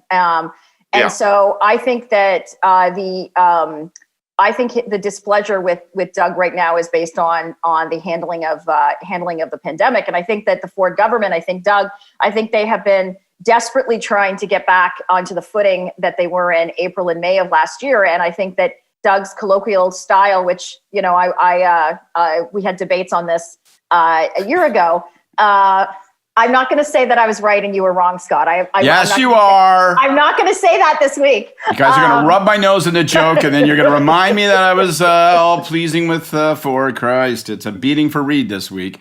But I think that they're desperately trying to get back there, but that desperation has led them to not see that it's where April of 2021 is a lot different than April of 2020. So much has evolved. There's so much knowledge about COVID and the virus. There's so much going on. Biden is going to announce today that 200 million Americans have been vaccinated. That's that is huge. So I think that where the government is, the problem this government has had is they have not evolved on COVID. They continue to be, they continue to still govern as in it was last year at this time. Yeah, Scott, he was impressing you and people like you last spring, a year ago, just by being surprisingly human and empathetic. And over the course of the last year, perhaps he's proven himself to be all too human and not able to do this job. That's the feeling I sensed was settling in. Maybe Jenny's right. Maybe it's only he just can't handle COVID. But I feel like maybe it's broader than that. And I don't know who else is available to them, but I am starting to wonder whether Ford is reelectable, personally. Yeah, I think you characterize exactly what I was trying to pick up on last spring, which is that I thought that at the outset of this thing, he got the tone right. Like, he got the tone right in terms of saying we face a collective challenge. We're going to have to take collective action. We're going to have to make some shared sacrifices. And then it's going to get better. And I thought that tone struck well. The challenge is that he's made bad policy choices over and over and over again, and those catch up with you. And, so when his House Leader this week, does a mea culpa saying our communications suck, it's like, well, you can't communicate this mess well. And so, yeah, I do think the question is his core competency, as I said earlier. And does that mean that people are going to say, sorry, if Ford's at the top of the ticket, then the ticket is in trouble? I don't know enough about the internal dynamics of the Conservative Party as it's been remade over the last number of years. Like when Patrick Brown got ousted and then Ford swept in, I don't know where the memberships are at. I don't know how the caucus works. I don't know what would happen if he was displaced. I just don't know those dynamics. But in a general election, I don't know, maybe all this stuff goes away once the crisis is passed, but it feels to me like he may have rebranded himself this past week in a way that's very difficult to get out from under, and rebranded himself as just simply not capable of doing the job when the job is hard. Well, I do think it's pandemic related. What's the net result? Go ahead, Jen. No, I was going to say I do think it's pandemic related, but a lot of people that I've spoken to will say, well, it's a long game. We've got a long time till the next election. Actually, you don't really. You're 13, 14 months away. That's actually nothing in terms of getting ready for an election. In another couple months, they're in the year cycle where and this caucus, like this party, when they decide to turn on a leader, they turn very hard and they turn very quick. Like, as I said, I think, Patrick Brown on January, whatever it was, 2018, woke up one day thinking that he was going to be the next premier. And by midnight, he had been like unceremoniously ousted by the party. Tim Hudak was pushed out after the 2014 campaign. And so I think that as we get into the year, the number one thing that will drive politicians is whether they're going to win their seats or not. And that you've got a few people in that caucus who have lost their seats before, either federally with us, the federal party, or provincially before and have come back. And nothing motivates a politician more than getting reelected. And I think that it'll be interesting to see how the premier's office and the party what their next moves are, because ultimately they're going, if you're caucus, you're sitting there and my guess is, I know there were lots of phone calls and emails and what have you, nasty from constituents. And so I think that will be that will be the telltale as to whether, as to how secure Doug's leadership is in the next 14 months. I'll tell you one tiny thing. Jenny, can you bring some, crazy? Yeah, go ahead. Yeah, go ahead. I was just going to say, I mean, the premier's now, they've announced this morning that he's in isolation because because of contact tracing. So we'll see how long that lasts. But before we knew that, or before he knew that, on the weekend, they had made a decision after Friday to obviously throw him behind a set of curtains. And I thought that was a good idea. I thought there was a situation that was so unstable that it wasn't going to be helped by him, and that if he had done a press conference on Sunday trying to roll back stuff or fix it, so I do think sometimes doing nothing is the best answer, and at least, I think people were at a point after Friday where it's like, I want fucking less of that guy. And I think it was smart to at least, people are, reporters will pick at you and stuff and people are buzzing about it, but I think it was smart to put him in the freezer. So let's bring some reality to this, Jenny. Who are they going to fucking lose to? Okay. So the last election and the polling that I'm looking at right now tell me the NDP can't win an election in Ontario. They just can't win an election in Ontario. And can the Liberals really come back from the 8 seats I left them to win an election in one term? Sure they can. True. So is there a real prospect of the Conservatives losing the election?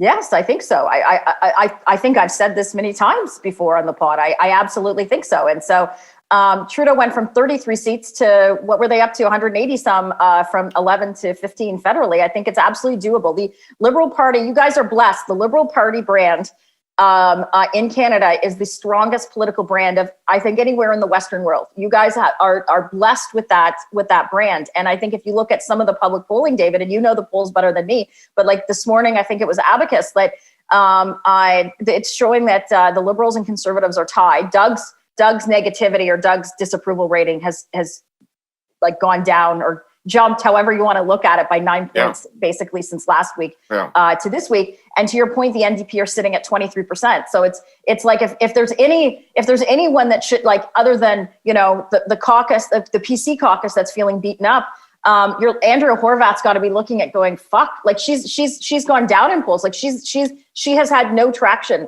in terms of holding the government to account during COVID. So I actually think it's I think it's an absolute real possibility. And I think an election held right now, I think, Stephen Del Duca, his nickname could be 27, because it looks like he'll probably be the 27th premier of the province of Ontario. Well, now the PCs, in my view, would still win based on the Abacus poll that's out today, because the poll shows the Liberals with a huge lead over the Conservatives among voters under 30. And the Conservatives with a huge lead over the Liberals among voters over 65, and I'll trade those. I'll trade those two cohorts anytime. But the trend line is bad for sure.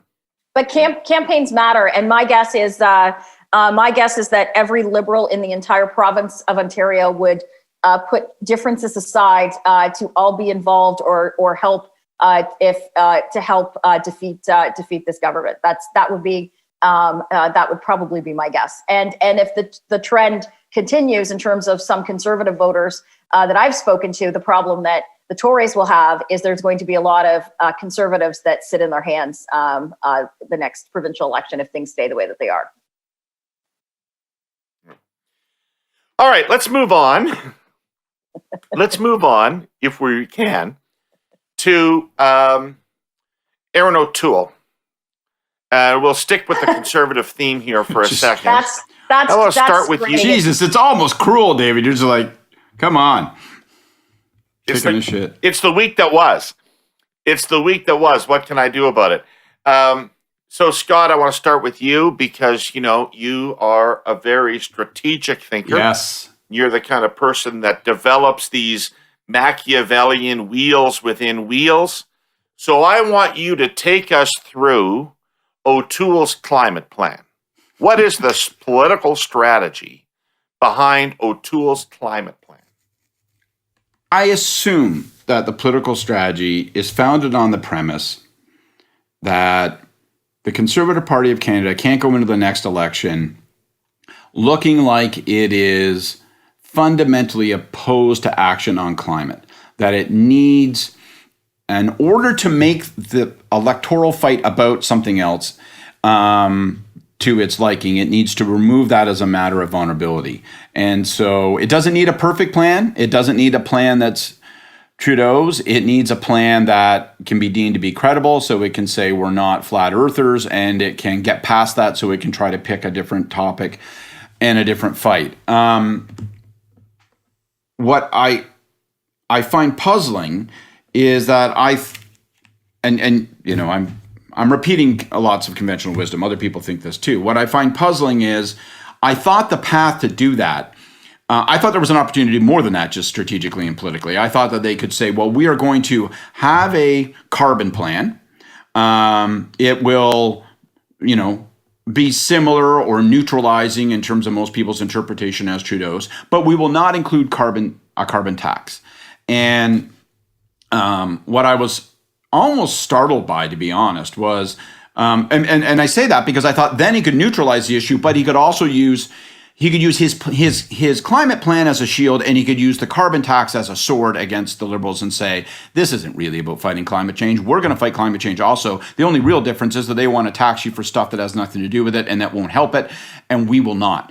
But he removed that sword from his own fist by including a carbon tax. In fact, I think he's made it even worse politically because his plan now starts with a lie. And it starts with an assertion that the thing that is a carbon tax in all but name is not a carbon tax.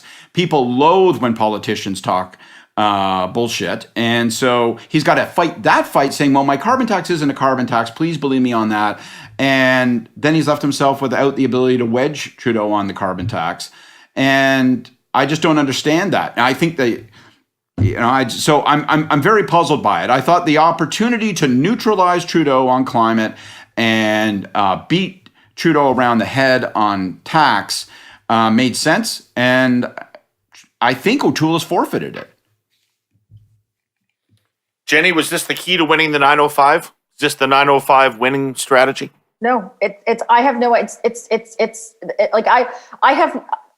do have words. I think it's probably. I've publicly spoken about this. I think this is the worst of all fucking worlds, and. I was always worried that Aaron would, as you guys know, would bring in a carbon tax. And regardless of what they try to say, levy, what have you, it's a tax. The involuntary, collection of revenue by the government is a tax, regardless of whether it goes into government coffers or whether some conglomerate like Interact holds your money. I have no idea. I guess, Scott, what they were thinking was, yes, this will neutralize it. This is going to completely neutralize it. But all it's done is confuse voters. If Aaron wanted to support a carbon tax, it almost would have been easier to say, you want to know something? The Supreme Court ruled 2 weeks ago, 3 weeks ago now, but 2 weeks ago when he made the announcement. So we're just going to really support Trudeau's carbon tax. What we're going to do is we're not going to increase it. We're going to take it from $100 a ton. We're going to bring it back down to 30 or 25 or whatever, and we're going to give more powers to implement to the premiers or something like that. Instead of coming up with this bizarre program where basically a corporate conglomerate tracks your every move, and at the end of the year you get a fucking like Zeller's catalog to like flip through. Like I said to David when we were on TV last week, like, what do I get to choose between, like an electric bike or like a solar powered blender? Like, woo! It reminds me of when I was in grade 6 and my Aunt Dora said, I'm going to open a bank account for you. I will put in a certain amount of money. You're going to put in a certain amount of money. And then we'll agree what you can purchase with it when you get older. It's like, whoa, I could get a lighter than air bicycle. I could get a hydrogen generator. Wow, this is great. It makes no sense. It's going to cost Canadians more money. It's going to have a ton of bureaucracy. It's going to be inefficient.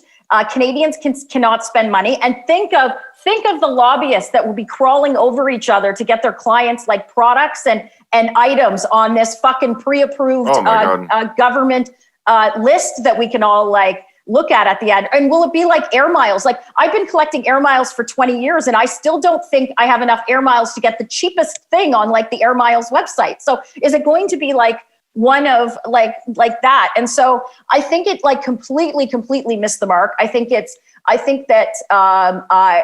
it's going to be a huge loser. And I think that, and I know we're going to get into it. We talked about Trudeau's office running circles around Doug. Well, fuck, they've had a really good week because they did the same thing in terms of the budget. Everyone's focused on kind of the big item, the daycare spending. But some of the smaller items within that budget are almost direct responses to Aaron's carbon tax plan. So let's say there is an election in the relatively near future, like including the fall. What does O'Toole want to fight on? So he didn't want to fight on a carbon tax. He's taken that off the table to neutralize it. I've heard a number of responses from him to the budget. He doesn't want to fight about the budget either. What's the wedge? What is the conservative differentiation for the election campaign? I don't know. We could have thoughts on like what it should be, but I don't think if Aaron and his team have a wedge for the election, they're keeping it very close to their chest. They've decided to, let's wait and like spring it on everyone as soon as the writs dropped, which never works. We know how long it takes. A message to sink in. To sink a narrative. Yeah. There's a danger in not having it right now, I think. And the real danger in not having it right now is that you get incoherence in terms of conservative speaking. I think sometimes when people are talking about the budget this week, conservatives sound like they're deficit hawks. Sometimes they sound like they're trying to slip the leash on that and say, well, let's focus on, don't get distracted by that. Let's focus on vaccines. So as you guys say, like, if you have a situation where you don't have the discipline of knowing where you want to take the fight, then people take it all over the goddamn place. And he can't have that for 6 months leading up to the election because then people won't know what he's about.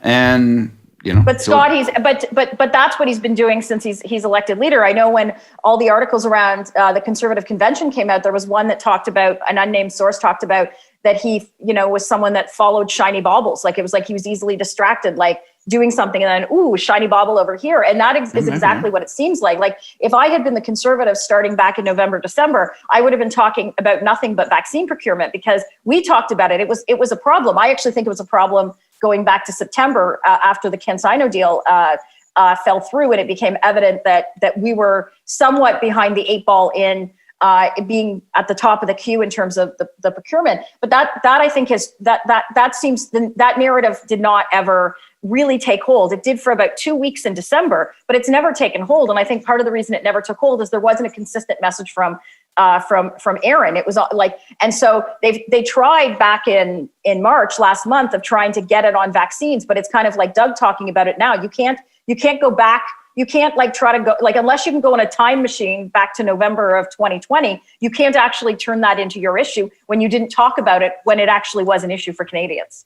I will add this one thought, which, I've said before and I'll say it again. I think one of the risks here, though, is that by not neutralizing this issue, and by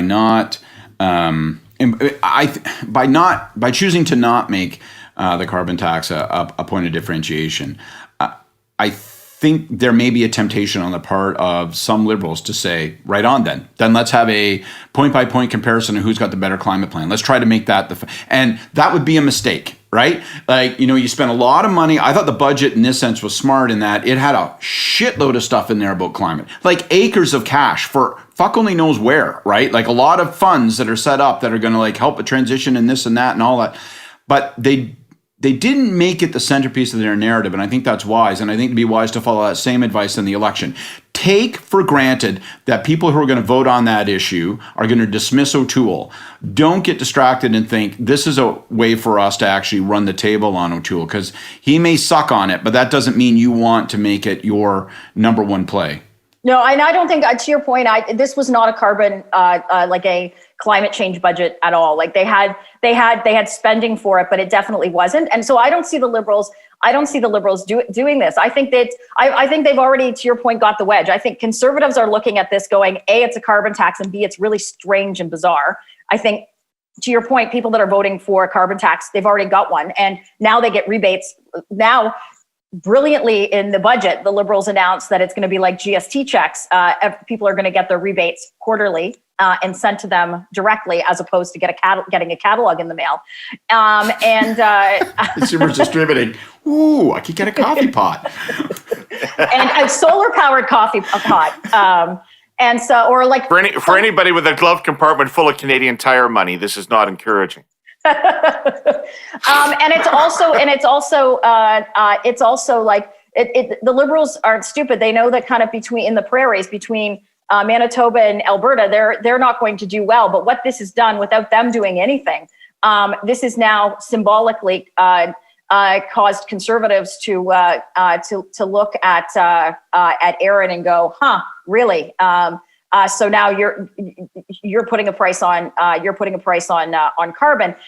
It's almost like just a symbolic thing that like people are not happy. There was I think it was Brian Lilly that wrote that the biggest winner out of Erin's carbon tax announcement was Jay Hill and the Maverick Party. So we will see. I've heard more and more of my friends in the West, David, and we've talked about it. It's getting that 1988, 1989 feeling in the prairies.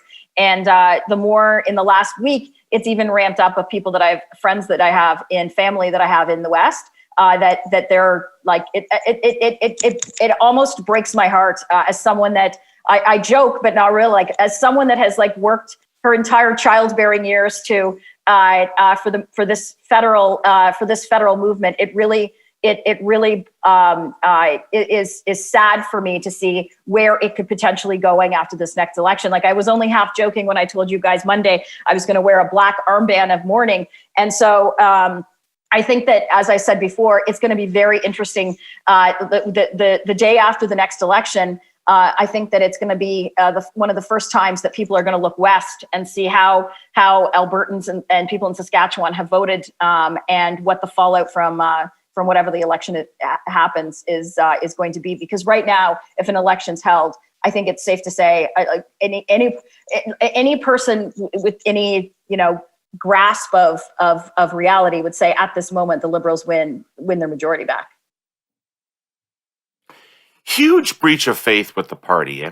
I was thinking about that in the last couple of days, and I'm trying to think of a leadership victor who lied to the party or misled the party on such a fundamental issue in order to get elected and then swung around on it. And I can't think of one. Scott, it would have been like if after the 1990 leadership, Chrétien had come out in support of Meach.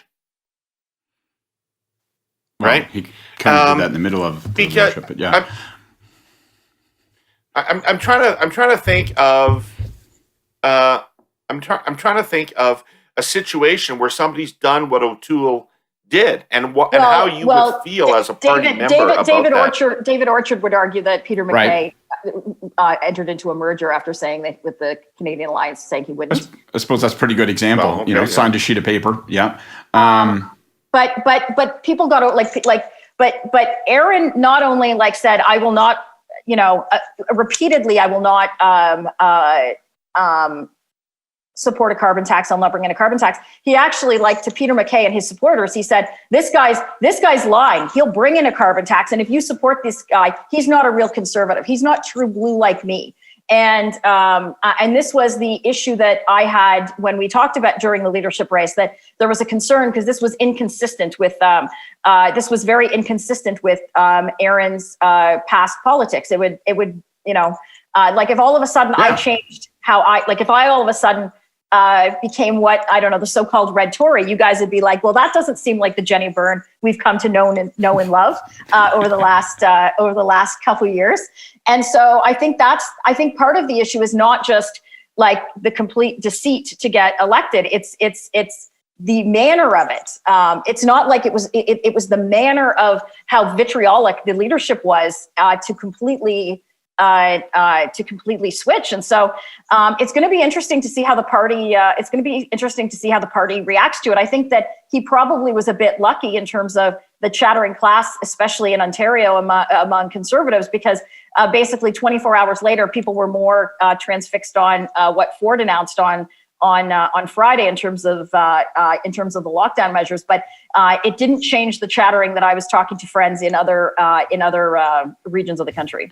Again, it brings me back to, I don't really understand what the pressure was to come up with the savings account bullshit. It is so a carbon tax policy. I don't know what pressure he placed on himself to do it. When you know that you campaigned as you did, and you know that there will therefore be a cynical and angry response to doing this.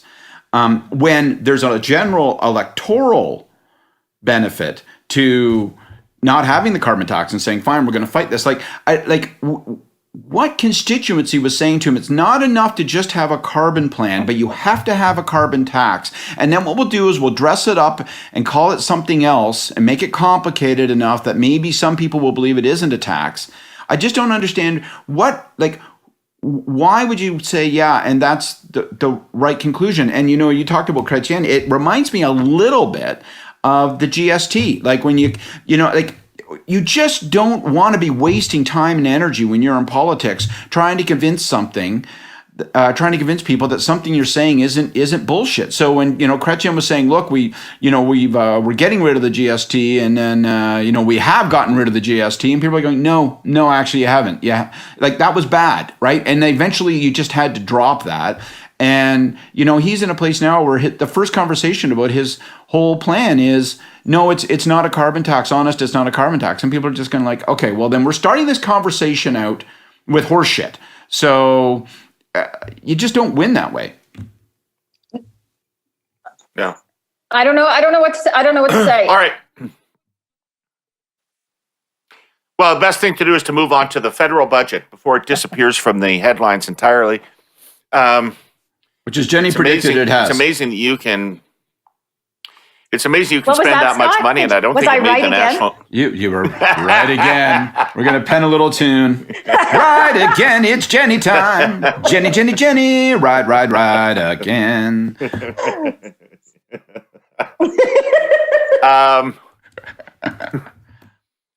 What? How does lots of analysis of the substance of the budget. How does this budget position the government politically? Do you want to go first, Scott? Yeah, I'll be quick. I mean, I think it's a smart budget politically. We can come to the policy stuff. I think there's a couple of risks in there, but from a political standpoint, I think it continues the successful narrative that the Liberals have had since the pandemic broke out, that I think the Conservatives have really at the federal level had a hard time figuring out how to counter, and that is we're just going to be there, we're going to spend what it takes.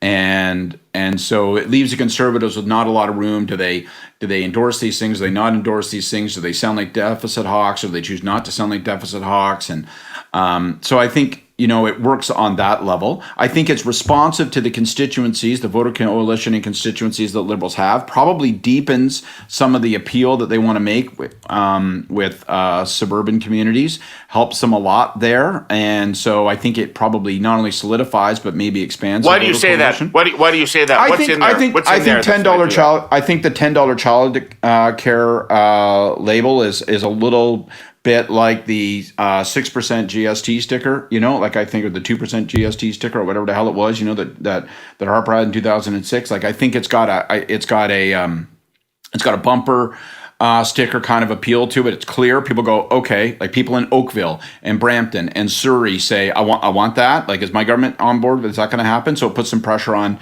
provincial governments. Put some pressure on. It's going to put pressure on O'Toole eventually to say, are those $8 billion $8 billion a year in your thing? And I think, and just to complete. Well, let me ask you a question. Yeah. I mean, yeah. Well, I was just going to say, and then for the challenge your point. Okay, let's come back to challenge your point a little bit. Okay.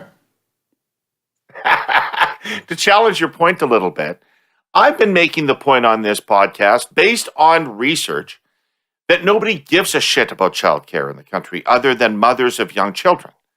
And so of the things they could have chosen as big social policy initiatives, pharmacare, long-term care, or childcare, in my view, they chose the least politically potent one. Can I say my part? I think that David and Scott, this was not they're not campaigning on daycare. You guys have promised this policy since the dawn of time. I know, Scott, I was razzing you on Thursday night and you corrected me. I was so proud of my my analogy about 2004, and you had to ruin it and say it was actually 2005.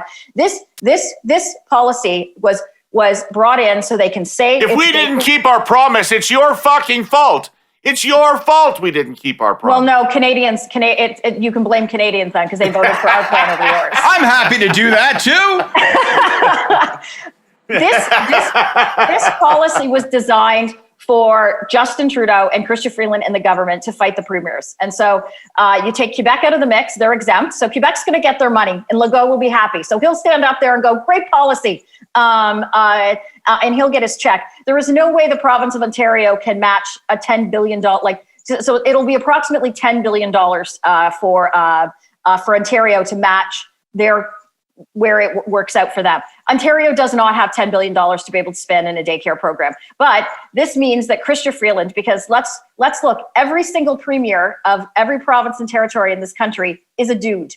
And in a lot of cases, older white dudes. And Chrystia Freeland basically gets to pick a fight. It's her talking about women and daycare and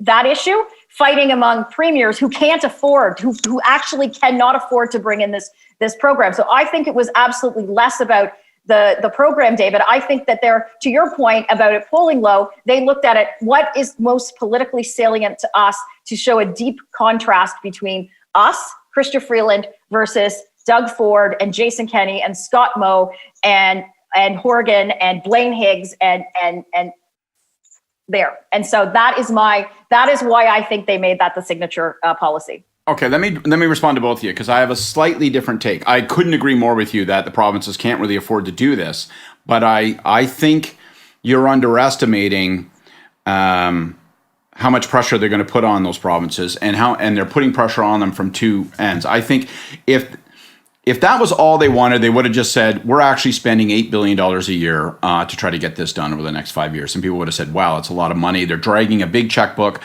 through the provinces and seeing who they can tempt to jump on. And it sounds like a lot of money, but we all know that 50 cent dollars are still dollars that the premiers can't afford right now. They just can't with pressures they're going to have on healthcare and education, particularly post-pandemic. But they didn't do just that. I think they also... so that to me, I look at that as pressure top down in terms of FedProv fights. But then I think they put pressure from the bottom up by attaching the $10 per child, $10 a day label. I think it has a resonance with a lot of suburban voters in particular. A lot of families who say that is 5 times how much I have to pay now. I want relief on that. I think about the space that would open up in my household budget. And we'll see how it unfolds. And we'll see. There's just not that many voters in that circumstance. No, I don't know, man. I'm seeing a lot of it. I actually think in 3 years, the Liberals would be quite happy if they've got their majority government and most of the premiers haven't bought onto it, and they've got another $30 billion. I think that's the most likely outcome. I think that's the most likely outcome, but I'm just saying that they've. I think they know that's the most likely outcome. But I think they've made it harder. It's bad. I actually think it's ruthlessly politically smart of them. I don't know. I think you guys are underestimating. I genuinely do. Underestimating how much pressure the $10 a day notion will place on provincial governments. I think you're going to find there's a larger constituency, bigger than the one you've identified, David, that are going to say to Doug Ford, as an example, in Ontario, I fucking want that. Like, are we doing that? And I think it's going to be tougher than you guys think for the provinces to say no. And maybe that just means that they have to say no and they take the political grief and it's a wedge that works for the Liberals. But we may find that it becomes an opt-in gradual system where some provinces do. And then they put pressure on share cost programs. And I think ultimately one of the things that this does is, we've talked about this before, there's a reckoning coming in terms of the federal government, and they spend $100 billion and don't boost transfers. Eventually there's going to be a fiscal federalism clash that will arise. It may be a 2026 time bomb, but it's going to happen sooner or later. Well, Jenny, here's a big strategic question for the Conservatives, which is, do they accept the fiscal framework of this budget and fight about the choices made within it, i.e., agree that you're going to spend $101 billion, but say we would have spent it on tax cuts and healthcare as opposed to with the shit you spent it on? Or do they fight the fiscal framework and say the spending is ridiculous? Well, I think they can kind of do a bit of both. So I think it's ridiculous that, there are a few things, and I think this was, as I said, a good political budget. I think though the numbers that we find ourselves at are terrifying, like a $354 billion deficit. There's no way that, regardless of what she said, that the deficit is going to decrease in the next year by half. This government has always projected lower deficits, and they've always ran higher ones. And 29% of that deficit is actually pre-pandemic spending. It's not just pandemic spending. The fact that Canada's sitting at a 50% GDP, this government better sure as fuck hope that the Bank of Canada continues saying that they're not going to raise interest rates, because if interest rates rise with the level of debt that Canadians have, it's going to be catastrophic for most families. And I think those are absolute things that the Conservatives can be talking about. In terms of some of the things I just wanted to say as to why I think it was smart politically for them. We've talked about the fact that the climate rebates are going to the checks are going to come quarterly as opposed to calculating it at your income taxes. Seniors 75 and over are going to get a one-time payment in August of $500 and then a 10% increase on OAS. Starting in January. There's even programs, they mirrored one of the things that people in the West liked, is that there was an exemption in Aaron's plan on natural gas that grain farmers used to dry their grain. That was in this budget, and I've talked to some friends that farm in Saskatchewan, David, and they're saying actually the Liberal plan is better than the Conservative, because if you add the clean fuel standards in, farmers will actually pay more in carbon taxes under the Conservative plan. And so they did very smart things. Luxury tax on vehicles, $100,000 and over. So the suburban soccer mom is not that drives her SUV is not going to be taxed, but the guy that's driving his Porsche or Maserati is going to be taxed. Boat tax, $250,000 and over. Most people can't afford a boat that size. And so they have done some really smart political things. It shows their focus is on BC. And so they now, the Western Economic Diversification Economic Development Agency They're hiving BC off and giving their own. They're keeping the same amount of spending for Manitoba, Saskatchewan, Alberta, so they don't have to worry about getting flack for not doing that. But the fact that they're really putting a focus on BC shows that I think they're looking at the polls. And one of the things that, it's to varying degrees, is that the Liberals, Trudeau does very well in BC. So I think there's a lot of very interesting, smart things that they did that can translate into a very decent election platform from this budget. Scott, how did the minister do? How did Christia do? I thought she did well. I've never been the biggest fan in the world of her speaking style, but to be very blunt, I think she has a tendency sometimes to come off as I'm here. Good news. I'm here to tell you what you need to think. And I thought that she was more approachable, more conversational, more plain spoken in most of the interviews I saw her on, and her speech. I think most important, the meta narrative was good. I thought there were two big dangers that I was really worried about. One, that they would look past the third wave moment that we're in, and that they would sound like they were talking about, the Great Reset and, Build Back Better. I just hate Build Back Better so much. I can't tell you how fucking much I hate Build Back Better. Right? It's just such a technocratic, elitist, notion of like, hey, everybody, great news. From the ashes of society, we're going to be able to build a bicycle with no carbon filaments in it. You're just so lucky that we are building back better. Like that bike would be on Aaron O'Toole's list of things we could buy. There you go. It'll be in his Consumers Distributing carbon tax catalog. I was really worried about that, and I don't think they came even close to making that mistake. I thought that leaking in advance, the extension of the measures, putting it up front, talking about the here and now. So I thought they did that well. So I thought that was, box number one checked heavily and well.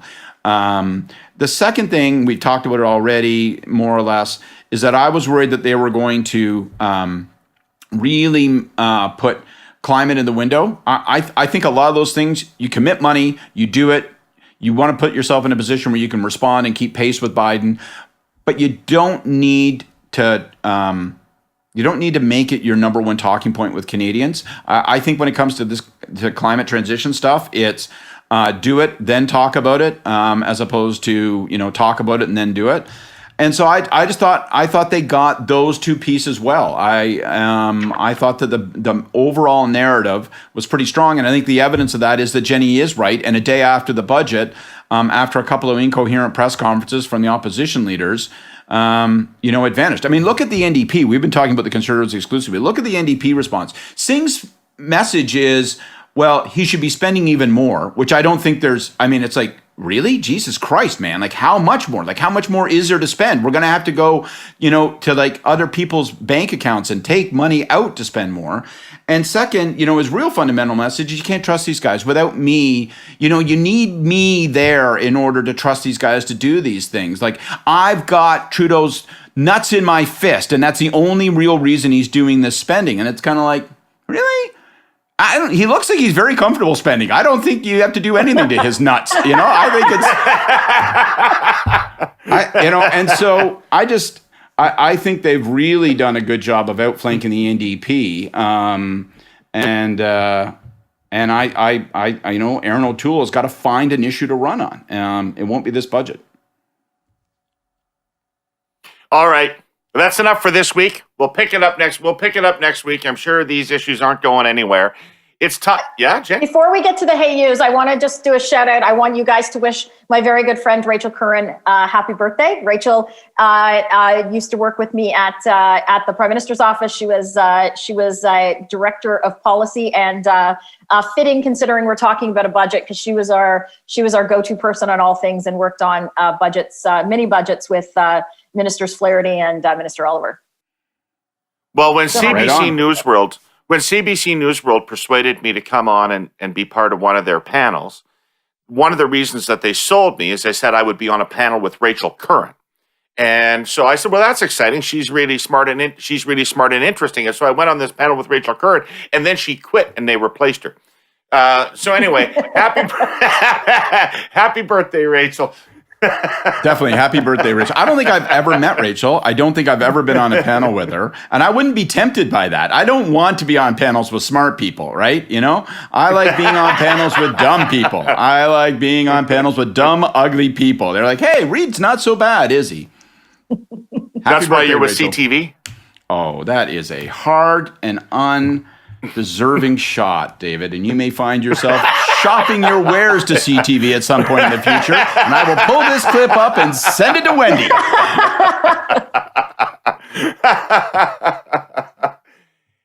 Jenny, hey you. So I'm going to be, listen, I could do a ton of hey yous. I got a list of people this week that I could do hey yous on. I think we did it. I'm going to keep consistent. My hey you is to the premiers. My hey you is to Trudeau. Keep going on vaccines. It was so good this week. I've seen so many of my friends and family posting pictures or texting that they've gotten their vaccines. I think it's great that most of the provinces have opened up the AstraZeneca one to 40 and above. But please, provinces, open it up to 18 and above. Get everyone vaccinated. As I said earlier, Joe Biden's going to announce that the Americans have vaccinated 200 million people as of yesterday. So let's keep on going. Get the vaccines into the country. Get them into people's arms. Excellent. Scotty. My hey you is to Steve Del Duca, leader of the Ontario Liberal Party. Whoa, okay. What was that? Well, my message is, hey, man, this is your moment, okay? Like, opposition leaders in their wildest dreams have an opportunity to see a premier performing this poorly, to be judged this unworthy, this widely, and now's your moment. Get out there, and if you look at what Steve's been saying consistently, you know, on schools, on paid leave. He's been right on these things for a long time, but telling people you were right all along is not a message that people dig in a situation like this. Get out there, sell people on what the future can be, why you're the right guy to do it. You've got this guy on the canvas, okay? So stand in the center of the ring and hold your gloves up. Like, that's what people are looking for. And there's lots of bad Ford. There isn't enough good Steve. So this is your moment, Del Duca. Get out there.